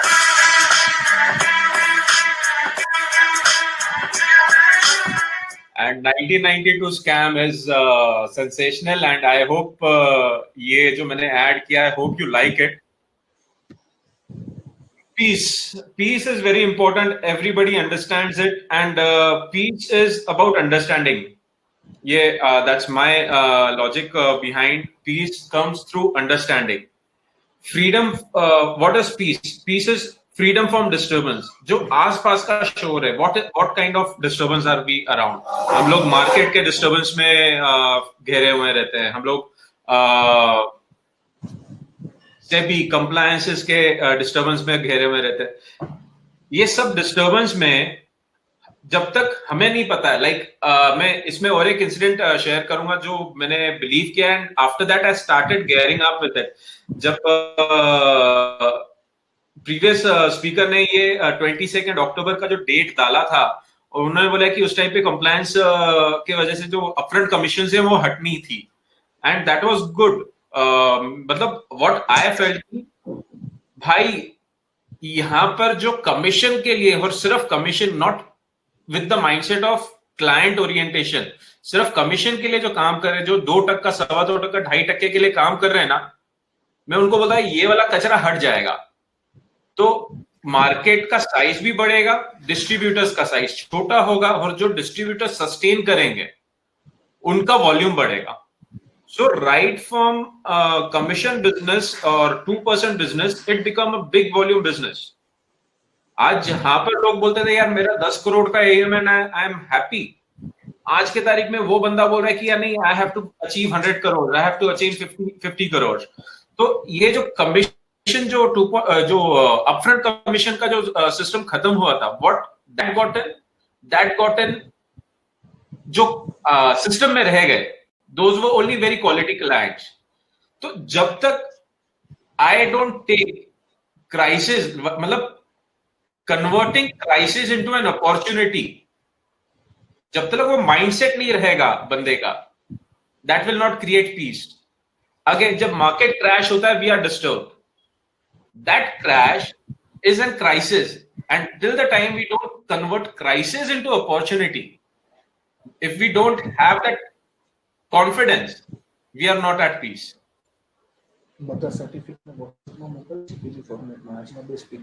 सर डिस्टर्बेंस का जो मैंने आपको एग्जांपल दिया, डिस्टर्बेंस में various scenarios are there, understanding actions are different. मतलब हर एक में, like right from personal life हो गई, बिजनेस लाइफ हो गया, क्लाइंट्स के साथ में हो गया, they are always chaos which arises, जहां पर बहुत सारी डिस्टर्बेंस होती रहती हैं। बट हमें अंदर से जब तक हम लोग कॉन्फिडेंट नहीं होंगे, उस चीज को हैंडल नहीं कर पाएंगे।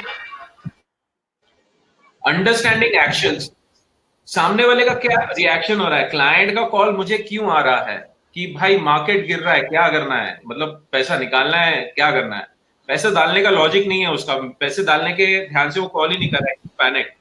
But he is careful, understand why is acting like that, उनकी एक्सपेक्टेशंस क्या है, और उनके लिए वाइज एक्सपेक्टेशन सेट करो।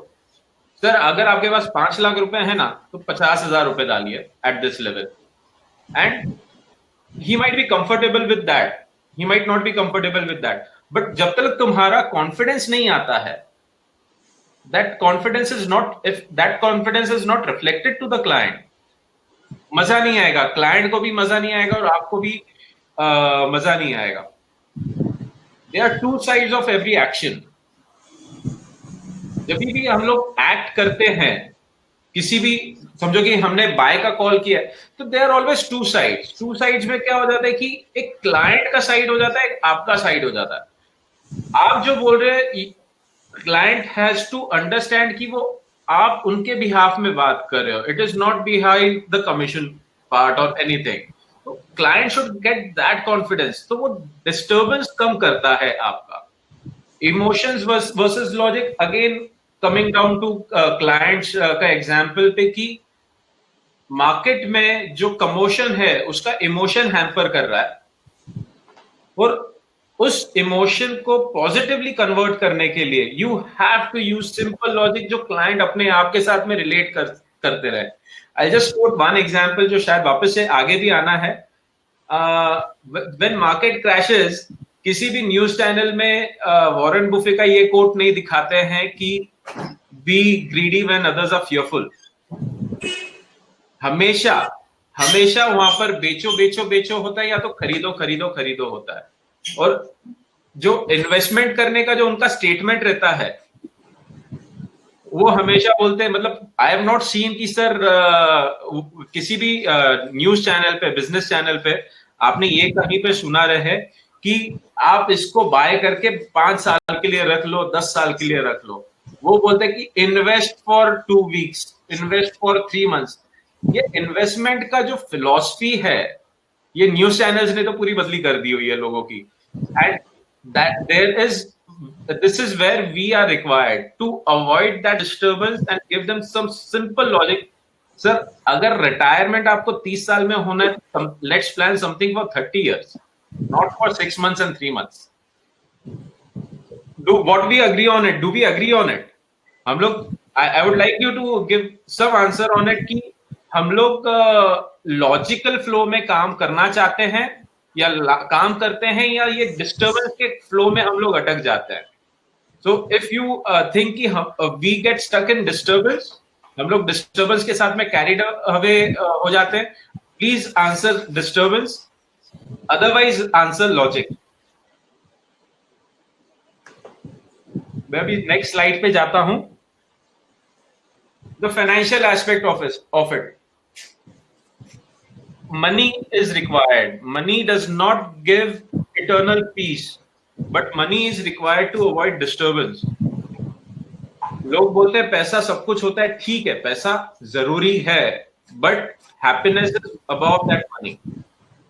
वो आपको eternal peace नहीं देगा, but अगर वो पैसा कमाने से अगर आपके लाइफ में डिस्टर्बेंस कम होती है, वो कंफर्ट होती है, that will give me more peace. लोगों के आंसर आ रहे डिस्टर्बेंस, राइट, डिस्टर्बेंस में, राइट। हम आगे डिस्टर्बेंस में, हाँ जी, हम आगे के फ्लो में I think I will be able to answer, I hope I am able to answer कि how we can avoid that disturbance entering the panic button for us. Again I am coming on to it कि money does not give eternal peace but avoids the disturbance. So plan what you can evaluate. Finances, what we can do, we can just plan जो हमारे हाथ में रहता है। How?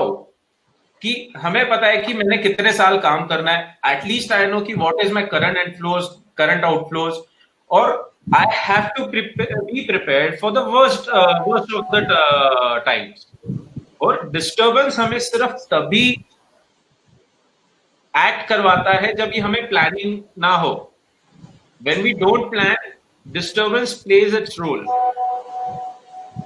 And be prepared for crisis. Again I am telling, मतलब ये मेरा favourite coat रहता है कि crisis gives opportunities.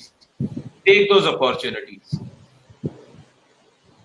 Next slide, एक ये रिलेटेडली मेरी ही स्टोरी है। I started my career in 2004 में I was not even an graduate, I graduated in 2006 और मैं किसी बैंक में, एक लीडिंग बैंक में काम कर रहा था। And possibly everybody of us knows कि बैंक में टारगेट्स क्या रहते हैं।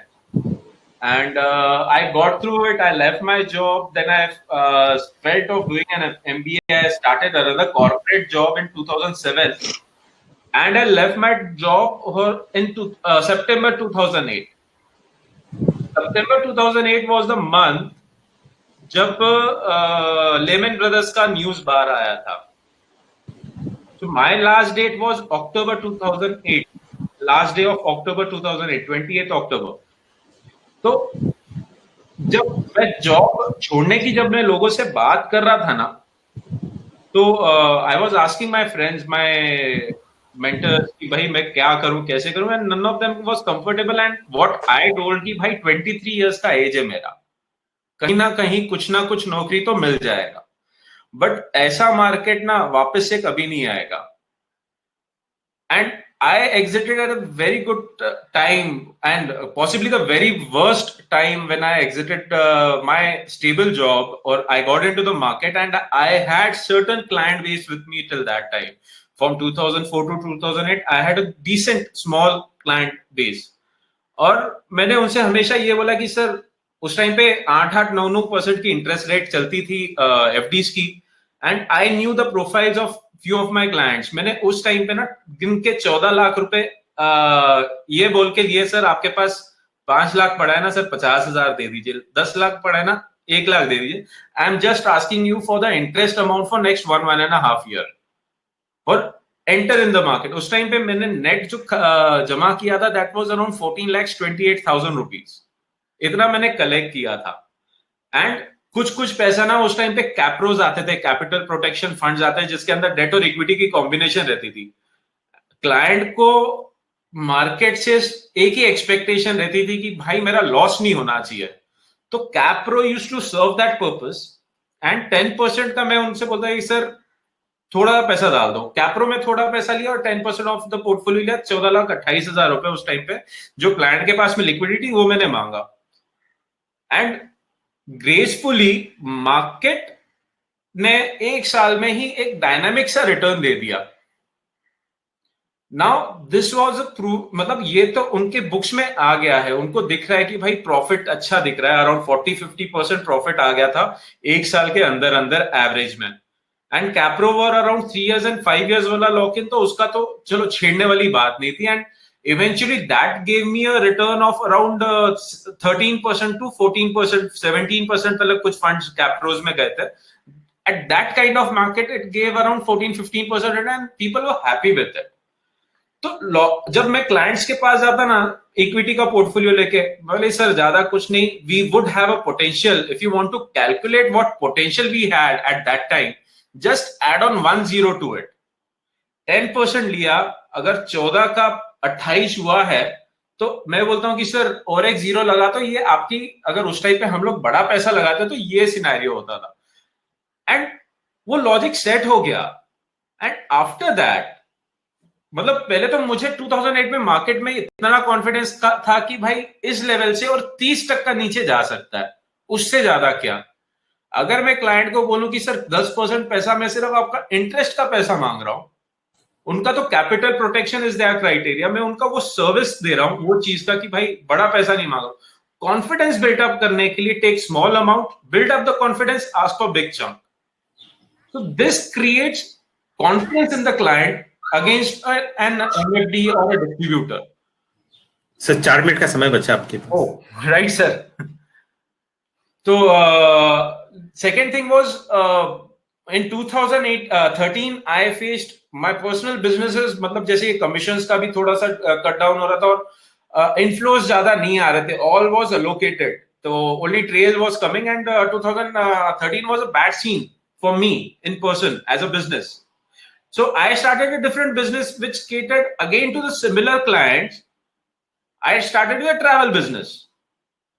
पैसा है, या तो इन्वेस्ट करना है या तो खर्चा करना है, भाई मुझे याद करो, I am there for you. And अभी जो रिसेंट में जो आपको मैंने एग्जांपल्स जो शुरू में बताया था, ये 2020 का जो कोविड रिलेटेड क्राइसिस था उसके एग्जांपल के थ्रू ये चीज आई है सामने। So the thing is simple, जब तक मैं कॉन्फिडेंट नहीं हूं about my product, about my logic, how can the confidence be transfer to the client?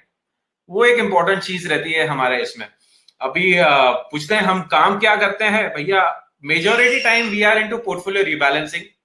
Portfolio rebalancing में गुजराती थाली के एग्जांपल से कोट करता हूं कि जब ये गुजराती थाली रहती है ना, उसके अंदर बहुत सारे डिशेस रहती है, छोटी क्वांटिटी में बहुत सारी डिशेस रहती है, कि एक आधी डिश अगर तुम्हें फेल करती है तो एटलीस्ट तुम्हारे को दूसरी डिश, मतलब you don't get up from that Gujarati थाली वाला मील से, you don't get up empty stomach. तो गुजराती थाली is an ideal example for a portfolio, कि तुम्हारे पास एक अच्छी कॉम्बिनेशन चाहिए रहती है एक पूरे पोर्टफोलियो में। और अभी क्या कर रहा हूं मैं, अभी कोई नई डिस्टर्बेंस का वेट कर रहा हूं, कहीं रिजल्ट खराब आवे, जो मार्केट क्रैश हो गया, again it gives me more opportunity to wait. तो ये पोर्टफोलियो रीबैलेंसिंग करना बहुत जरूरी है।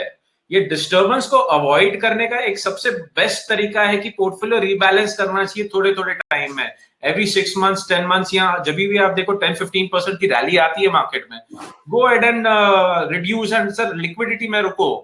आपके पास जब भी मार्केट क्रैश होगा, पैसा रहे ना रहे, ये पैसे से अपने को पैसा बनाने के लिए काम आएगा, रीबैलेंस करते जाइए पोर्टफोलियो से।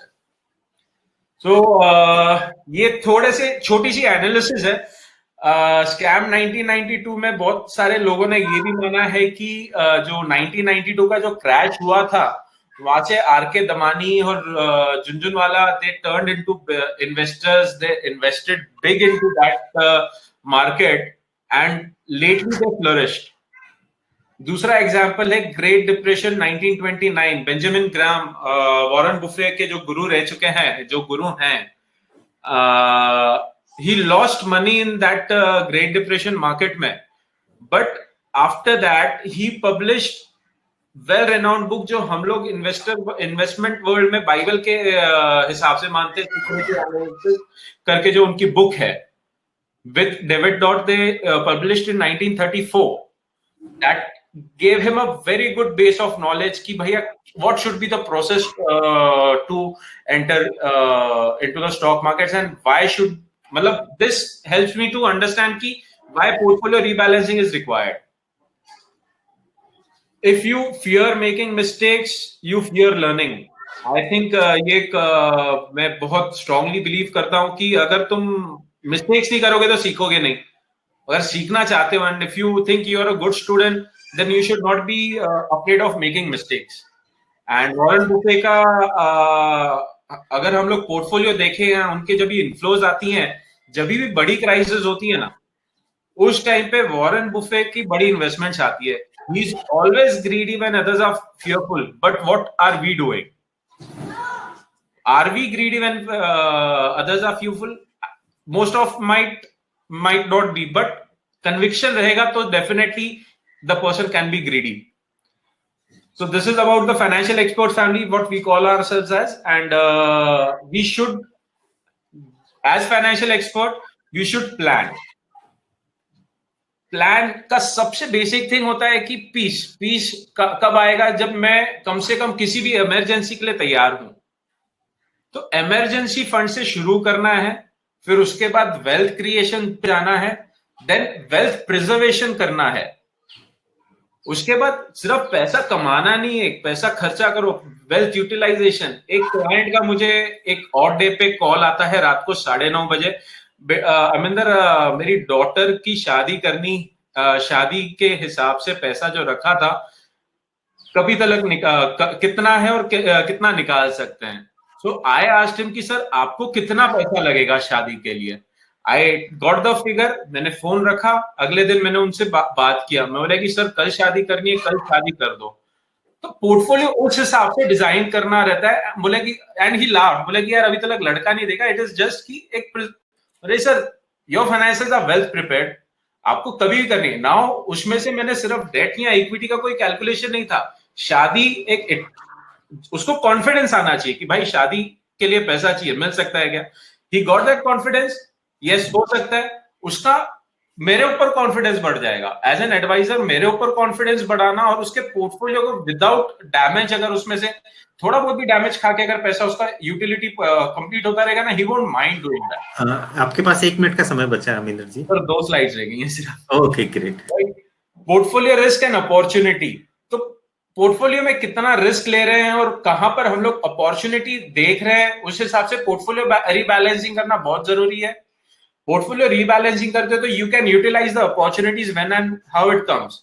इंश्योरेंस मींस, ये मैं बोलता हूं कि जैसे हम लोग ने पैसा जमा किया है, पैसे को डिस्टर्ब करने के लिए छोटी छोटी चीजें रहती है, वो तो मैनेज कर देंगे. बट अगर हेल्थ सिनेरियो में होता है तो वो पैसा अपने पोर्टफोलियो से ही जाएगा.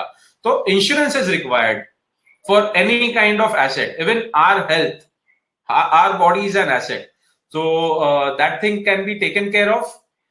वेल्थ ट्रांसफर, पैसा कमाने के बाद वेल्थ ट्रांसफर, सक्सेशन प्लानिंग करना बहुत जरूरी रहता है. So we should also consider that part of thing to avoid disturbances. And as we avoid disturbances, we have a peaceful life. Facing हमारे साथ major problems ये रहती है कि we are scared of facing clients during the crisis. Crisis में क्यों हम लोग क्लाइंट को नहीं मिलते हैं? मतलब किसी का फोन आता है कि पैसा कम हो रहा है, अमिंदर क्या करना चाहिए? हमारा फोन जाना चाहिए, सर यहाँ पर एक अच्छी अपॉर्चुनिटी दिख रही है, सर पैसा डालना चाहिए. We should get out to that mode also. हमें कमीशन ओरिएंटेड प्रोडक्ट्स के ऊपर थोड़ा सा कम ध्यान देना चाहिए और पोर्टफोलियो की रिक्वायरमेंट के ऊपर ज्यादा ध्यान देना चाहिए। Winning trust with the clients, trust में सिंपल है, ट्रस्ट एकदम सिंपली आता है कि जब भी तुम एक क्लाइंट को स्टोरी लाइन से समझाते हो तो क्लाइंट का ट्रस्ट अपने आप तुम्हारे प्रोडक्ट पे आता ही आता है। उसको इंटरेस्ट भी नहीं रहता है कि उसका प्रोडक्ट का नाम क्या है, वो स्टोरी पे बिलीव करके आपको चेक देता है। So I think winning trust is very simple. एक स्टोरी लाइन में क्लाइंट से बात करनी चाहिए हम लोगों को। And our responsibility is guide. We have to be, as a distributor, as a financial expert, we need to be a guide for living in peace. कैसे हम लोग disturbance को avoid कर सकते हैं? Prepare yourself, your family, and your clients with any kind of crisis which come through. Mentally उनको prepare. If खराब ये होता है तो क्या करना चाहिए, नहीं होता है तो क्या करना चाहिए, और ये मैं काफी फ्रीक्वेंटली यूज करता हूं। Learn without fear, risk with logic and expect rewards with common sense. तो अपने आप, मैं जैसे लास्ट स्लाइड में बोला कि कमीशन ओरिएंटेड प्रोडक्ट ना देके, मतलब सर मैं 1 मिनट लूंगा sir, this is the last slide for me, उसके बाद इट्स ओवर। सिर्फ 1 मिनट लूंगा इस छोटे से पॉइंट पे कट करने ये करने के लिए। जो कमीशन ओरिएंटेड प्रोडक्ट्स के ऊपर मैंने जो बोला था, सिंपल सी कैलकुलेशन है सर। जब मैं हाई कमीशन प्रोडक्ट्स पे जाता हूं और वो हाई कमीशन प्रोडक्ट परफॉर्म नहीं करता है, तो यहाँ पर 2 डैमेजेस होती हैं। हमें एक्स्ट्रा जो कमीशन मिल रही है वो 20 बिप्स 30 बिप्स से ज्यादा नहीं मिलती है, बट अंडर परफॉर्मेंस आती है तो 20% से डाउन हो जाती है performance.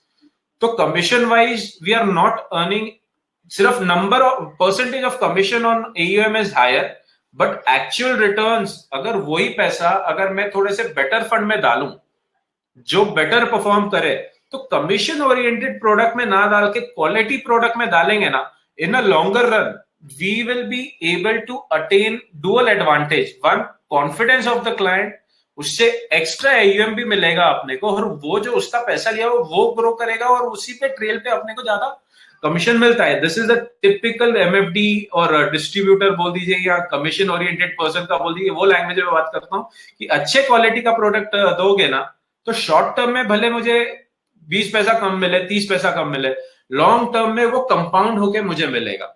And to end up with it, disturbance को अवॉइड करने का एक ही तरीका है, बी प्रिपेयर्ड। पोर्टफोलियो रीबैलेंसिंग करते रहना चाहिए। हमारे पास आज के तारीख में या कभी भी at any given point of time we should have that kind of money in the portfolio, जो मैं सेफ से निकाल के रिस्की में कर सकूं या रिस्की से निकाल के सेफ में कर सकती हूँ, डिपेंड ऑन द सिनेरियो। तो डिस्टर्बेंस अवॉइड करने के लिए एक ही जरूरत है, be prepared for it, be prepared for crisis, worst crisis के लिए प्रिपेयर्ड रहो। That is the only thing where we can live in peace. एक बार डिस्टर्बेंस क्या है पता लग गई, we can easily live in peace. And I thank you all. और ये सेशन कैसा लगा, I would desperately wait for the feedbacks from your end, and I'll be very glad to answer if any questions are there. Thank you so much Aminder ji. आप अपना presentation बंद कर सकते हैं आप। Yes. Great. We normally react when investor is in panic, but we should respond to break the mental pattern of investor. The response of Mr. Aminder to client was amazing. The examples was amazing. Great. Learn without fear, risk with logic, and expect rewards with common sense. Awesome. Aminder ji अपना video on कर ले आप। आपका session में मजा आ गया। मुझे याद है कल मैं जब आपसे बात कर रहा था, आपने मुझसे शेयर किया था, जी 8 मिनट में मेरे सेशन खत्म हो रहे हैं, कैसे 20 मिनट बोलूंगा, जहां बाकी स्पीकर्स की चैलेंज होती कि सर 20 मिनट में कैसे बोले, हमें कम से कम 40 मिनट दो। और आप अब धुआंधार एक के बाद एक बाउंसर दे रहे थे। आई एम श्योर जितने भी अटेंडी है सबको बहुत मजा आया होगा उनके सेशन में। Too much learning, crisis with opportunity when market crash, no TV channel, no one shows, Warren Buffett ad, channel कहता है कि इन्वेस्ट करो 2 वीक 3 वीक के लिए। It's all about mental modelling and I love it when you से common man का बेटा। आपके पूरे सेशन में जो मैंने ऑब्जर्व किया, very simple language, connecting with the simply with the connected with the emotions and the heart of the people. तो आपका लॉजिक को मैं डिकोड कर पा रहा हूँ, आपका लॉजिक बोले मतलब इमोशनल इंटेलिजेंसी पे काम करता हूं मैं। Thank you so much Aminder ji. दोस्तों इनका फीडबैक फॉर्म हमने शेयर कर दिया आपके चैट बॉक्स में, टेलीग्राम में भी। काइंडली आप फीडबैक को फिलअप करें, that will help Aminder Singh ji को अपने एरिया ऑफ इंप्रूवमेंट पे और काम करने के लिए। It will really helpful for him, for Estock and for you also. I love it. Thank you Aminder ji. मैं आपको आपके टाइम के लिए धन्यवाद, and thank you to your mentor Rajul Dholakya. My pleasure sir, and thank you all of you, मतलब all the attendees who gave their precious time. Mr. Ajay ji, जिगर जी और राजुल जी को बहुत बहुत thank you to be an excellent guide and mentors for us. Thank you so much. Aminder ji आप रहिएगा, मैं आपको अभी चीज बोलूंगा तो प्यारे से स्माइल दीजिएगा, आपकी पिक लूंगा सर्टिफिकेट के साथ। It's just honour certificate, honour to you, honour for us to give you certificate कि आप इस स्टॉक पे आए, अपना टाइम डिवोट किया और आपने हिम्मत किया कि बोलने की लोगों के सामने। Thank you so much. Just hold on, से चीज, give your best smile. 1 2 3 click. ये सर्टिफिकेट मैं आपको भी थोड़ी देर में with in a minute Telegram पे शेयर कर दूंगा, आपके पर्सनल व्हाट्सएप पे भी शेयर कर दूंगा। And I request you and Ratnesh ji to share this certificate with your picture to all your digital platform, hashtag Anchor #stock, and with your 1 or 2 learning, और मैं बोल सकता हूं कि आपकी जो इमोशंस और फीलिंग आई होगी जब टॉक देते हुए, और क्यों बाकी लोगों को आप गाइड सजेस्ट कर सकते हैं कि उनको भी #stock पे आके टॉक देना चाहिए।